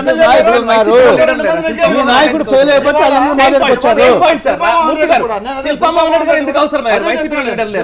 రెడ్డి కూడా లాస్ట్ టైం పోటీ చేసి ఆయన మామూలుగా తక్కువ మెజార్టీతో ఓడిపోతే ఇవాళ ఎమ్మెల్యే టికెట్ కూడా ఇవ్వకుండా అవమానించారు కాబట్టి ఆయన ఇవాళ అభిమానంతో, ఇంతకుముందు రాజశేఖర రెడ్డి గారి దగ్గర పనిచేసిన నమ్మకంతో, అభిమానంతో, గౌరవంతో మళ్ళీ రాజశేఖర్ గారు పనిచేసి టీడీపీలో ఉన్నాడు ఆయన నిన్నటిదాకా. అయితే నంద్యాలలో వైసీపీకి క్యాండిడేట్ లేడు, నంద్యాలలో వైసీపీ క్యాండిడేట్ లేడు. నారాయణమూర్తి గారు పదే నారాయణమూర్తి గారు ప్రభుత్వం ఏమో ముఖ్యంగా టీడీపీ నాయకులేమో ప్రభుత్వ కార్యక్రమాలను చూసి ఓట్లు వేస్తారు అని చెప్తున్నారు. మీరేమో అవినీతి లేదా తెలుగుదేశం పార్టీ ఇలా చేసింది, ఎమ్మెల్యేలను లాక్కున్నారు, లేకపోతే ఎమ్మెల్యేలను లాక్కోవడం వల్ల అనైతికంగా వ్యవహరిస్తున్నారు, ఇదంతా మీరు చెప్తూ ఉన్నారు. మీరు అక్కడి నంద్యాల ప్రజలకు ఏం చెప్తారు? ఎందుకు మీకు ఓటేయాలి? 100% నేను ఇందాక చెప్పా, నంద్యాలలో 3 సంవత్సరాల విమర్శలు గ్రౌండ్ రియాలిటీ మాట్లాడుకుందాం. 3 సంవత్సరాలు మీ అధికారంలో నంద్యాల పట్టణంలో మీరు ఏం చేశారో చెప్పండి, ఎన్ని ఇళ్ళు ఇచ్చారో చెప్పండి. ఎలక్షన్ వచ్చిన తర్వాత ఎలక్షన్ రేపు వస్తుంది అనే పరిణామంలో నోటిఫికేషన్ రాకముందే 2 రోజుల ముందు మీరు ఎన్ని 100 ఇళ్ళు మీరు శాంక్షన్ చేశారు, అక్కడికి ఎన్ని 100 కోట్లు మీరు దానికి రోడ్లు వేయిస్తాను, ఇల్లు కట్టిస్తాను, లేదా భవనాలు కట్టిస్తాను, మన పాఠశాల భవనాలు కట్టిస్తాను, హాస్టల్ భవనాలు కట్టిస్తాను, మీరు ఎన్ని జీవోలు రిలీజ్ చేశారు? అంటే మీరు అభివృద్ధి ఎక్కడ ఎలక్షన్ వస్తే అక్కడ చేస్తారా నెగ్గడానికి, లేదంటే రాష్ట్రం అంతా ఒక యూనిఫామ్గా ఒక నిబద్ధతతో మీకు ఓట్లు వేసినందుకు వాళ్ళకి అభివృద్ధి చేస్తారా? అట్లీస్ట్ చేస్తారు అనుకుంటే ఎక్కడ వైసీపీ పోటీ చేస్తుందో లేదా ఎలక్షన్ వస్తుందో అక్కడ ఎక్కడ చేశారు? నంద్యాలలో క్యాండిడేట్ లేకుండా శిల్పామోహన్ రెడ్డి గారికి టికెట్ ఇచ్చారండి. 3 ఇళ్ళు కట్టారా మీరు నంద్యాలలో? మీరు చెప్పండి. 3 రోడ్లు వేస్తారా చెప్పండి. ఇవాళ నంద్యాల చైర్పర్సన్ కూడా ఎందుకు మీ పార్టీని వదిలేసి వచ్చేసిందో మీరు చెప్పండి. మీరు సార్ ఎందుకు మీకు ఓటేయాలి? సార్ నేను ఒక మాట చెప్తున్నాను. మూర్తి గారు చెప్పినట్టుగా రాయలసీమను రత్నాలసీమగా చేయాలనేది ఎన్టీఆర్ గారి యొక్క మొదటి నుంచి కూడా ఆయన కోరిక. అయితే రాజశేఖర్ గారు ఏం చేశారంటే కృష్ణానదిలో మిగులు జలాలు ఏవైతే ఉంటాయో అవి మాకు అవసరం లేదని చెప్పేసి కర్ణాటక మహారాష్ట్ర తీసుకోమని చెప్పారు. దాంతో రాయలసీమ అయింది. అయితే చంద్రబాబు నాయుడు గారు గోదావరి నుంచి పట్టిసీమ ద్వారా నీళ్లు తీసుకొచ్చేసి ఏది రాయలసీమను రత్నాలసీమగా చేయాలని చివరికి మీ నాయకుడు ఉన్న చోట్ల కూడా మేమే నీళ్ళు ఇచ్చాం. అంటే మీరేమో రాయలసీమ చేయాలనుకుంటున్నారు, మేమే రత్నాలసీమ చేయాలనుకుంటున్నాం. ఇంతకు మించిన ఎగ్జాంపుల్ ఏమన్నా ఉందా? ఇంతకు మించిన ఎగ్జాంపుల్ ఏమన్నా ఉందా? మీ ప్రాంతాన్ని కూడా మేము డెవలప్ చేస్తాం, అది కూడా నాకు అర్థం చెప్పేసి నేనేమన్నా మీ ప్రాంతం మీన్స్ అపోజిషన్ లీడర్ ఉన్న ప్లేస్ లో కూడా మేము రాజకీయాలకు అతీతంగా మేము చేసాం. గతంలో రాజశేఖర్ గారు ఉన్నప్పుడు కుప్పంకి ఏది ఇవ్వద్దు అని చెప్పేసి బ్యాన్ పెట్టారు. కుప్పం మీద బ్యాన్ పెట్టారు రాజశేఖర్ గారు. ఇవాళ చంద్రబాబు నాయుడు గారు అపోజిషన్ లీడర్ కాదు, ఏ రాజకీయ పార్టీ ఉన్నా ఎక్కడ అవసరమైతే అక్కడ అభివృద్ధి చేయండి అని ఆయన రాజకీయ పార్టీకి అతీతంగా ఆయన చేస్తున్నాడు. నేనేమన్నా అంటే మమ్మల్ని ఆదర్శం మీరు అన్న మాటల్లో ఖచ్చితంగా అభ్యంతరం వ్యక్తం చేయాల్సిన అంశం ఏంటంటే మీ ప్రాంతంలో కూడా మీ ప్రాంతం నేనేమన్నా అంటే రాజకీయాలకు అతీతంగా మేము చేసాం సార్ అన్న. నా కంటెంట్ మీరు అర్థం చేసుకోండి. అపోజిషన్ పార్టీ ఉన్న ప్లేస్లో కూడా గతంలో కక్ష సాధింపులు చేశారు. ఒక కుప్పం అనగానే ఒక బ్యాన్ పెట్టారు, అక్కడ ఏ విధమైన అభివృద్ధి కార్యక్రమం చేయకూడదు అనేది ఒక బ్యాన్ చేస్తారు. కానీ చంద్రబాబు నాయుడు గారు అలాంటి ఏమి లేకుండా రాజకీయాలకు అతీతంగా ఎక్కడ అవసరం అయితే అక్కడ చేయండి ఆ రకంగా స్వయంగా అక్కడికి వస్తే జగన్మోహన్ రెడ్డి గారు మా నియోజకవర్గానికి నీళ్ళు లేదని ధర్నా చేశారండి. సార్ ఇప్పుడు ఇక్కడ సార్ ఎందుకు మీకు ఓటేయాలి? నేను స్ట్రైట్ పాయింట్ అడుగుతున్నాను, ఎందుకు ఓటేయాలి అని ఒక ఓటర్ అడిగితే ఏం చెప్తారు? రాష్ట్రంలో జగన్ విమర్శించడం కాకుండా తెలుగుదేశం పార్టీ ఏం చెప్తుంది? రాష్ట్రంలో అన్ని వర్గాల సంక్షేమం కోసం తెలుగుదేశం పార్టీ పనిచేస్తుంది. తర్వాత రాష్ట్రం మొత్తానికి కూడా తాగునీటి కానీ సాగునీటి అవసరం కోసం కానీ పోలవరం లాంటి ఒక మహత్తరమైనటువంటి ఒక ప్రాజెక్ట్ కంప్లీట్ అవుతుంది 2019లో. తర్వాత పట్టిసీమ అయింది, 15 లక్షల కృష్ణా డెల్టాకి ఇచ్చాం ఆల్రెడీ. రేపు 15వ తేదీ పురుషోత్తపట్నం కంప్లీట్ చేస్తున్నాము. అంటే గతంలో వీళ్ళు ఎప్పుడు కూడా అవినీతికి కబ్జాల కోసం వీటి కోసం ఆలోచించారు తప్పితే ఎప్పుడు రైతు గురించి వీళ్ళు ఎప్పుడు ఆలోచించిన సందర్భాలు లేవు. మేము చేస్తుంటే వీళ్ళు వచ్చి పుట్టులో కుతంత్రాలని చెప్పి అంటే వీళ్ళకి అధికార వ్యామోహం ఎట్లా ఉందంటే 2 సంవత్సరాలు ఎలక్షన్ ఉంటే 9 పథకాలు నిన్న ప్రవేశపెట్టారు. 2 సంవత్సరాల ఎలక్షన్ అంటే నవరత్నాలను పెట్టారు. దాంట్లో కేవలం రాళ్లు మాత్రమే ప్రజలకు ఇస్తారు, రత్నాలు వజ్రాలు అన్ని కూడా జగన్మోహన్ రెడ్డి గారు తీసుకుంటారని అంతా తెలిసిందే. నేనేమంటున్నా అంటే రత్నాలు ఆయన తీసుకుంటాడు, రాళ్ళు ఓటర్లకు ఇస్తాడు, అది ప్రజలకు తెలుసు. ఇది నంద్యాలలో మీకు క్యాండిడేట్ కూడా లేని పరిస్థితి. రాష్ట్రంలో నీళ్ళు ఇచ్చిందా మేమండి? మొత్తం దిలీప్ గారు ఒక్క నిమిషం మూర్తి గారు దిలీప్ గారు రెండు పార్టీలు కూడా నంద్యాల ఉప ఎన్నిక విషయంలో మాట్లాడుతూ నంద్యాల ప్రజలకు నంద్యాలను మోడల్ సిటీగా చేస్తాము లేదా మోడల్ నియోజకవర్గంగా తీర్చిదిద్దామని రెండు పార్టీల నాయకులు చెప్తున్నారు. ఇంచుమించుగా అటువంటి వ్యాఖ్యలే. ఇటు తెలుగుదేశం పార్టీ ఏమో నోటిఫికేషన్ కంటే ముందే అక్కడ ఇల్లు మంజూరు చేశారు, అక్కడ అభివృద్ధి కార్యక్రమాలు చేశారు, అంటే ఎన్నికలు ఉంటేనే పని జరుగుతుందా అని ఒక రాంగ్ మెసేజ్ అయితే ఖచ్చితంగా ప్రజలకు అన్ని పార్టీలు ఇస్తున్న పరిస్థితి కనబడుతుంది. గత కొంతకాలంగా మనం గమనించినట్లయితే ఉప ఎన్నిక అన్నప్పుడు ఆ నియోజకవర్గానికి లబ్ధి చేకూర్చే విధంగా హామీలు ఇవ్వడం, ఇదంతా ఏంటి? ఒక యూనిఫామ్ స్ట్రక్చర్ ఉన్న ఈ రాష్ట్రాల్లో ఇటువంటి పరిస్థితి ఎందుకు వస్తుంది? ఓటర్లు ఎలా ఆలోచించాలి? ఈ ఉప ఎన్నిక రాజకీయ నేపథ్యంలోనే జరుగుతుంది, అది చాలా స్పష్టం. ఇది ఒక అభివృద్ధి మీదో లేకపోతే ఒక అంశం మీదో లేకపోతే సంక్షేమం మీదో వీటి మీద జరగటం లేదు. కంప్లీట్గా రాజకీయ పోరాటంగానే ఉప ఎన్నిక కనపడుతుంది. మీరు గమనించండి, ఏ ఒక్క ఇష్యూ ఇంకేం లేదు వేరే. అభివృద్ధి మీద వెళ్ళి అడగటానికి ఇప్పుడు కొత్తగా ఏర్పడిన రాష్ట్రం, ఆ రాష్ట్రం ఆర్థిక పరిస్థితి అంతంత మాత్రంగా ఉంది. ఇప్పుడు చేసిన రైతుల రుణమాఫీ హామీలు అవే పూర్తిగా నెరవేరలేదు. ఇట్లాంటి అది ప్రజలకు కూడా తెలుసు, రాష్ట్ర ఆర్థిక పరిస్థితి బాగాలేదు. మోడీ గారు కూడా పూర్తిగా ప్రత్యేక హోదా తెచ్చుకోలేకపోయాం. ఇట్లాంటివన్నీ ఉన్న ఈ సందర్భంలో ఈ అంశాలు ఏవి ప్రధానం కాదు, కేవలం రాజకీయ సమీకరణలో. అటు భూమా ఫ్యామిలీ ఇక్కడ నంద్యాలకు కొత్త కాదు. అదేగా శిల్పామోహన్ రెడ్డి ఇందాక ఒక పాయింట్ చెప్పారు. శిల్పామోహన్ రెడ్డి గారు పోటీ చేయకపోతే ఏమవుతుందంటే, ఇప్పుడు ఒక సీనియర్ పొలిటీషియన్ ఆయన ఇంకో కొత్త నాయకత్వం వైఎస్ఆర్సీపీలోకి వచ్చేస్తుంది. ఈయనకి వ్యాక్యూమ్ ఇంకా భవిష్యత్తులో ఇప్పుడు తెలుగుదేశం భూమా వాళ్ళకి కుటుంబానికి నంద్యాల సీట్ ఇచ్చి ఈయన తెలుగుదేశంలో ఉండి, అటు వైఎస్ఆర్సీపీ భూమా రాకపోతే ఇంకో కొత్త నాయకుడిని తెచ్చి నుంచోబెట్టేవారు. నుంచోబెడితే అక్కడ కొత్త నాయకత్వం డెవలప్ అవుతుంది. ఈయన భవిష్యత్తు తగ్గమ్మికి వచ్చినంగా మారుతుంది. ఈయనకి భవిష్యత్తులో ప్లాట్ఫామ్ ఉండదు, ఆయనకి స్థానం ఉండదు ఆ నియోజకవర్గంలో. ఆయన ఫస్ట్ నుంచి ఆ స్థానాన్ని నమ్ముకో, అందుకని ఆయన మారటం అనేది తప్పనిసరి పరిస్థితుల్లో మారాల్సిన పరిస్థితి వచ్చేసింది అక్కడ. ఎందుకంటే ఆయనకి ప్లాట్ఫామ్ కావాలి. ఇందాక అన్నారు కదా మిత్రులు, ఎమ్మెల్యే అదే ఎమ్మెల్యే కావాలని నేను అది సోర్స్గా తీసుకొని నేను ఏమంటున్నానంటే, ఇది కేవలం రాజకీయ ఒక నాయకత్వం ఇటు వచ్చింది, ఒక నాయకత్వం అటు బ్యాలెన్స్ అయింది. ఆ రాజకీయ సమీకరణలో ప్రజలు ఏ నాయకత్వాన్ని కోరుకుంటున్నారు నంద్యాలలో? ఈ కుటుంబ నాయకత్వం కోరుకుంటున్నారా? అంటే ఇప్పుడు ఈ వార్ నాయకత్వానికి సంబంధించింది, ఖచ్చితంగా రాజకీయ నాయకత్వానికి సంబంధించిన ఎన్నికలుగా ఇది మారింది. దీనికి కొంచెం ఎక్కువ ఫోకస్ చేయటం వల్ల కొంచెం ప్రెస్టేజియస్గా మారి రోజు న్యూస్లో ఇట్లా, కానీ పూర్తిగా లోకల్ రాజకీయ నాయకత్వం ఎవరు ఉండాలి నంద్యాలలో అనే దాని మీదే ఈరోజు ఎన్నిక జరగబోతుంది. వీళ్ళు చెప్తున్నట్టు మేము అభివృద్ధి మీద, లేకపోతే మా మోడల్ సిటీ చేస్తానంటే ఓట్లేరు, లేకపోతే మేము అభివృద్ధి చేసాము, మేము వెల్ఫేర్ చేసాము, మేము ఈ పోలవరం నంద్యాలకి ఏం లింక్ ఉంటుందండి, లేకపోతే రాజధాని మీ ఎఫెక్ట్ కూడా, మేము రాజధానిని డెవలప్ చేస్తున్నామన్నా ఆ 4-5 జిల్లాలు ఏదన్నా కొంత ఎఫెక్ట్ ఉంటుంది, కానీ ఎక్కడో నంద్యాలకు పెద్ద దాని ఇంపాక్ట్ ఉండదు. కేవలం రాజకీయ సమీకరణలో జరుగుతుంది. రాజకీయ నాయకత్వానికి సంబంధించిన ఎన్నికలని నా వ్యక్తిగత అభిప్రాయం. Okay right. చివరిగా ప్రజలకు ఏం చెప్తారు సార్? తప్పనిసరిగా రాబోయే కాలానికి కాబోయే సీఎం జగన్ గారు ఎందుకు చెప్తానంటే ఈ విషయం అంటే గ్రౌండ్ రియాలిటీలో మాట్లాడుకుందాం, ఏదో ఓవర్లో కాదు.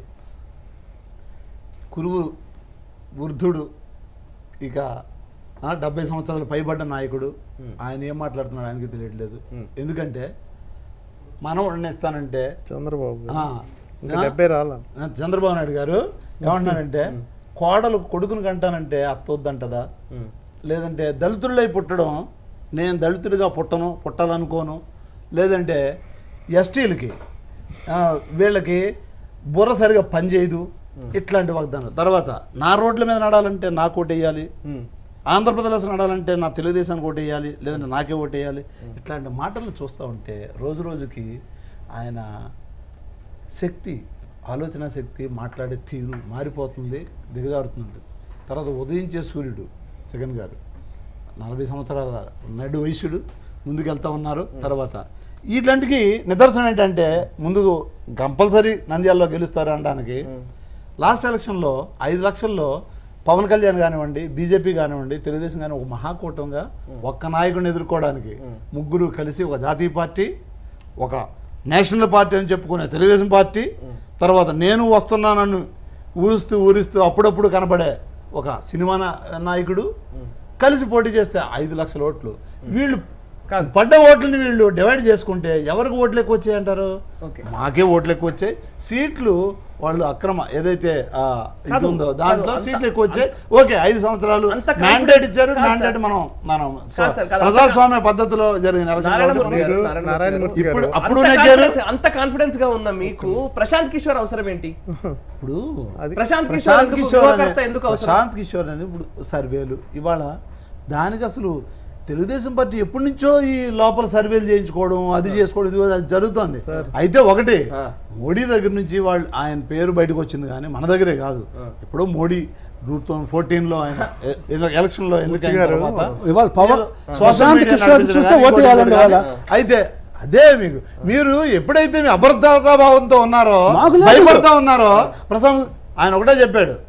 మొన్న కూడా చెప్పినప్పుడు అందరిలాగే సలహాలు ఇస్తానంటే నాకు సలహాలు ఇవ్వండి.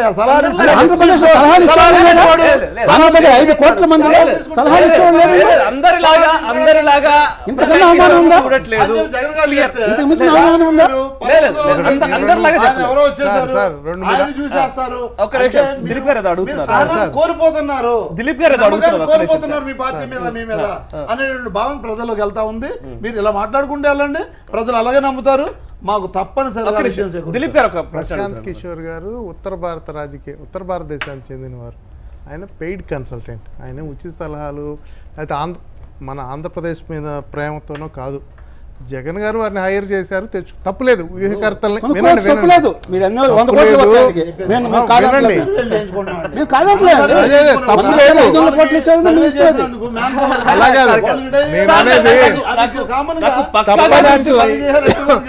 తప్పని అంటలా నేను. మీరు చెప్పే విధానంలో ప్రశాంత్ సలహాలు ఇవ్వటానికంటే నేను చెప్తున్నాను అది తప్పేం లేదు. ఊహకర్తలను పెట్టుకోవటం, మనం స్ట్రాటజీలు చేసుకోవటం తప్పులేదు.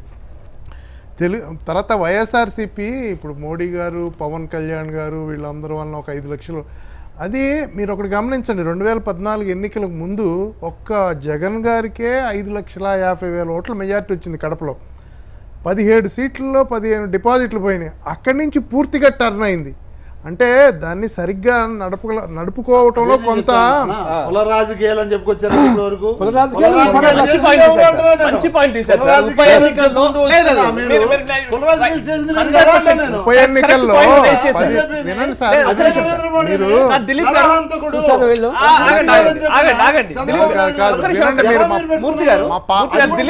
గారు కరెక్ట్ పాయింట్ రైజ్ చేశారు. 2009, 2010 ఆ సమయంలో వచ్చిన 17 నియోజకవర్గాల ఉప ఎన్నికల్లో వైసీపీకి పూర్తి స్థాయి మెజారిటీని ఇచ్చారు. డిపాజిట్లు కూడా పోయాయి కాంగ్రెస్ పార్టీ అప్పుడు సెకండ్ లో ఉన్న టైంలో. మరి అది 2014 కనిపించలే, 2014 కనిపించలే. ఇప్పుడు ఈ ఉప ఎన్నిక 2019లో కనిపిస్తుందని ఎలా చెప్తారు? నేను అడిగే ప్రశ్న ఇప్పుడు ఇట్లా చేసి మధ్య పెట్టి మా ఓట్లు తీసుకొని మీరు చేసిన అభివృద్ధిని చూసి, మీరు చేసిన నైవంచన చూసి, మీరు చేసిన మోసాన్ని చూసి ఓట్లు వేసుకున్న తర్వాత అప్పుడు ఓటేస్తారు మళ్ళీ ఇప్పుడు జగన్ గారికి 100%. అది నేను చెప్తా ఉన్నా. ఉప ఎన్నిక రెఫరెండం అవుతుందా కాదా అని పక్కన పెడితే తప్పనిసరిగా నంద్యాలలో మేము గెలుస్తున్నాం. జగన్మోహన్ రెడ్డి గారు 15 కేసుల్లో ప్రథమ ముద్దాయిగా ఉన్నాడు. ఆయన 2 సంవత్సరాలు జైల్లో ఉన్నాడు. నేనేమన్నా అంటే ఆయనకి మూర్తిగా చెప్పినట్టు నేను ఏకీపిస్తున్నా. మూర్తిగా మాట చెప్పారు, మా జగన్మోహన్ రెడ్డి గారికి 40 సంవత్సరాలు అన్నాడు. ఆయన చెప్పి ఏకీపిస్తున్నా. కానీ ఆయన 30 సంవత్సరాలు జైలుకి వెళ్తున్నాడు. 30, 40, 70 సంవత్సరాలు. 70 సంవత్సరాల తర్వాత మాత్రమే జైలు నుంచి బయటకు వస్తాడు జగన్మోహన్ రెడ్డి గారు. మా నాయకుడు బలంగా ఉన్నాడు, కాన్ఫిడెన్స్ గా ఉన్నాడు. తర్వాత మాకు లోకేష్ బాబు గారు ఉన్నారు. మా పార్టీకి ఇబ్బంది లేదు. తెలుగుదేశం పార్టీ జగన్ అవినీతి ఆరోపణలు ఎన్ని రోజుల వరకు ఒక ప్రచారాస్త్రంగా వాడుతుంది సార్? తెలుగుదేశం పార్టీ ఆరోపణలు కాదు ఇది. స్వయంగా సిబిఐనే 15 కేసుల్లో నిన్ను ముద్దాయిగా పెట్టి 2 సంవత్సరాలు జైల్లో ఉన్నావు నువ్వు. ఇది భారతదేశ చరిత్రలో ఎక్కడ ఏ నాయకుడికి లేదు. ప్రతి శుక్రవారం నువ్వు జైలుకి వెళ్తున్నావు, మేమేమో ప్రతి సోమవారం పోలవరంకి వెళ్తున్నాం. ఈ రాష్ట్రానికి వరం చంద్రబాబు నాయుడు పోలవరం అని, మేము ప్రతి సోమవారం మేము పోలవరం వెళ్తున్నాం. మీరు ప్రతి శుక్రవారం మీరు కోర్టుకు వెళ్తున్నారు. నేనేమంటున్నా అంటే భారతదేశంలో మీరు చేసినటువంటి అక్రమాలు కానీ అవినీతి కానీ ప్రతిలోగా కానీ ఏ రాష్ట్రంలో జరగల. డెఫినెట్ గా తప్పు చేసిన వాళ్ళకి శిక్ష పడుతుంది, అది కూడా సింపుల్ గా 30 సంవత్సరాలు పడుతుంది. అందుకని రాష్ట్ర రాజకీయాల్లో జగన్మోహన్ రెడ్డి గారు ఉండడానికి అవకాశం లేదు. అందుకని ప్రశాంత్ కిషోర్ గారు ఉన్నారు, నేను జైలుకి వెళ్తున్నానని జగన్మోహన్ రెడ్డి స్వయంగా చెప్పారు.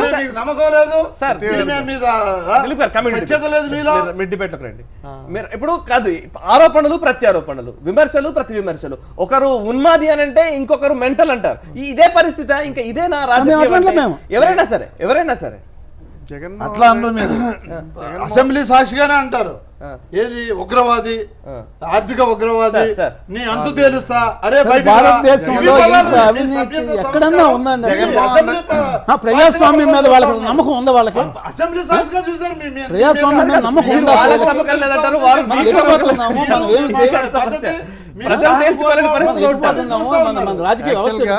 ఇక్కడ జగన్మోహన్ రెడ్డి గారి రాజకీయ ఆరంభం నేపథ్యంలో అప్పుడు దాకా కాంగ్రెస్తో ఉండి కాంగ్రెస్ నాయకత్వాన్ని విభేదించి ఓన్ పార్టీ పెట్టిన కాంగ్రెస్ సమాజ్ చేయటం చంద్రబాబు నాయుడు చూసాడండి, ఆయన ఫస్ట్ కాంగ్రెస్ కదా చంద్రబాబు నాయుడు. ఇందులో ఎవరు అతీతులు కాదు కానీ తెలుగుదేశం ఎన్టీఆర్ కూడా అదే స్టోరీ. అలా కాదు, రాజకీయాలే, ఇంకా వాటికి ఎక్సెప్షన్ ఏమి ఉండదు.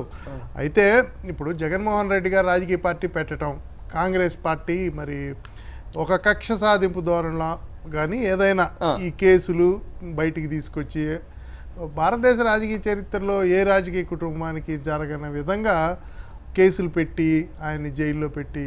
అయితే జగన్ గారిని నేను ఒక విషయంలో అంగీకరిస్తాను, ఎందుకంటే ఆయన పోరాడాడు. ఓకే, ఇంత జరిగినా అట్లానే దొంగ కేసులు పెట్టింది దొంగ కేసులు అనేది మనం చెప్పలేం కానీ అది కోర్టు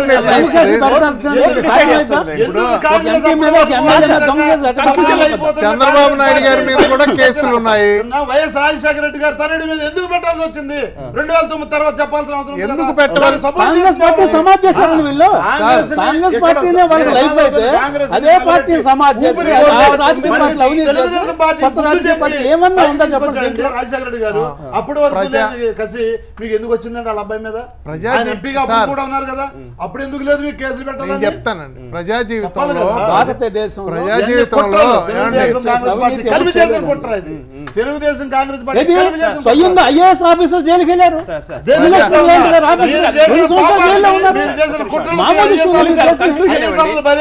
చేసిన కుట్రలకి.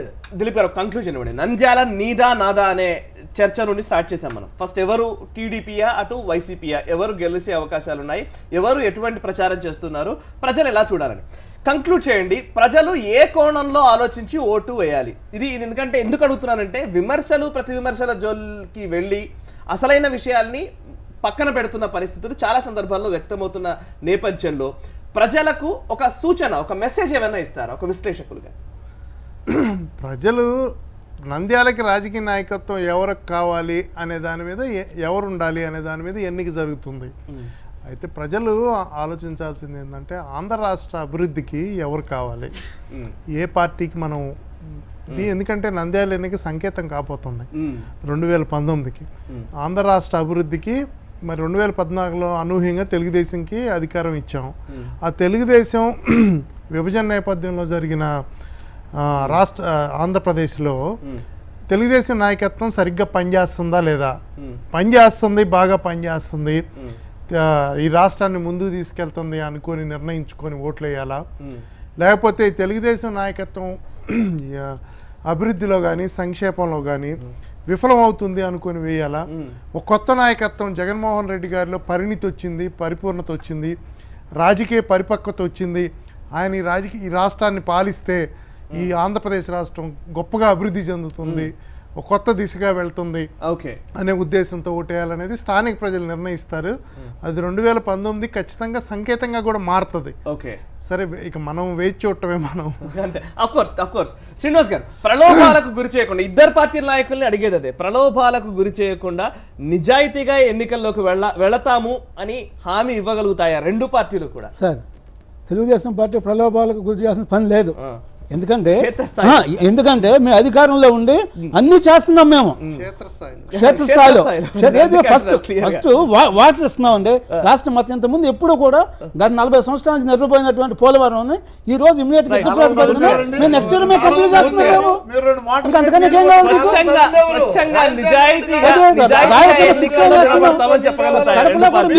మేము చేస్తున్నాం. నిజాయితీగా ఎన్నికల్లో వెళుతున్నాము, అన్ని కూడా వాళ్ళకి సంబంధించినవి. అందరికీ తెలిసిన విషయాలు. చేస్తున్న అసత్య ప్రసారాలను తిప్పికొట్టి ప్రజలు మా వైసీపీకి శిల్పామోహన్ రెడ్డికి పట్టం కట్టే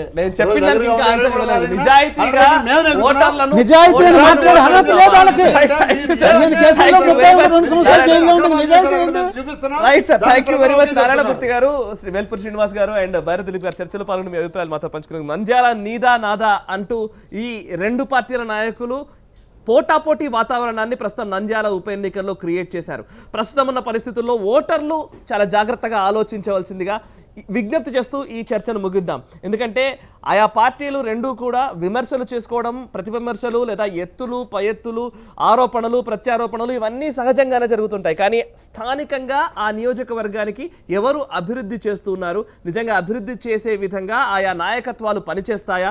రాబోయే రోజుల్లో ఇవే కనుక 2019 ఎలక్షన్స్కి ఒక సెమీఫైనల్గా భావించే పరిస్థితులు వస్తే ఈ నంద్యాల నుంచే నాందిగా పలికితే కనుక ఖచ్చితంగా రాష్ట్ర వ్యాప్తంగా జరుగుతున్న పరిణామాల్ని కూడా బేరీజు వేసుకొని చాలా జాగ్రత్తగా ప్రలోభాలకు గురి కాకుండా ఓటర్లు తమ ఓటు హక్కును వినియోగించుకొని ఎవరికో ఒక అధికారాన్ని కట్టబెట్టవలసిందిగా విజ్ఞప్తి చేద్దాం.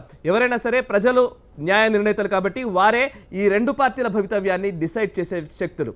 సో ఇది ఇవాల్టి చర్చ. చూస్తూనే ఉండండి భారత్ టుడే, దేశం కోసం ధర్మం కోసం.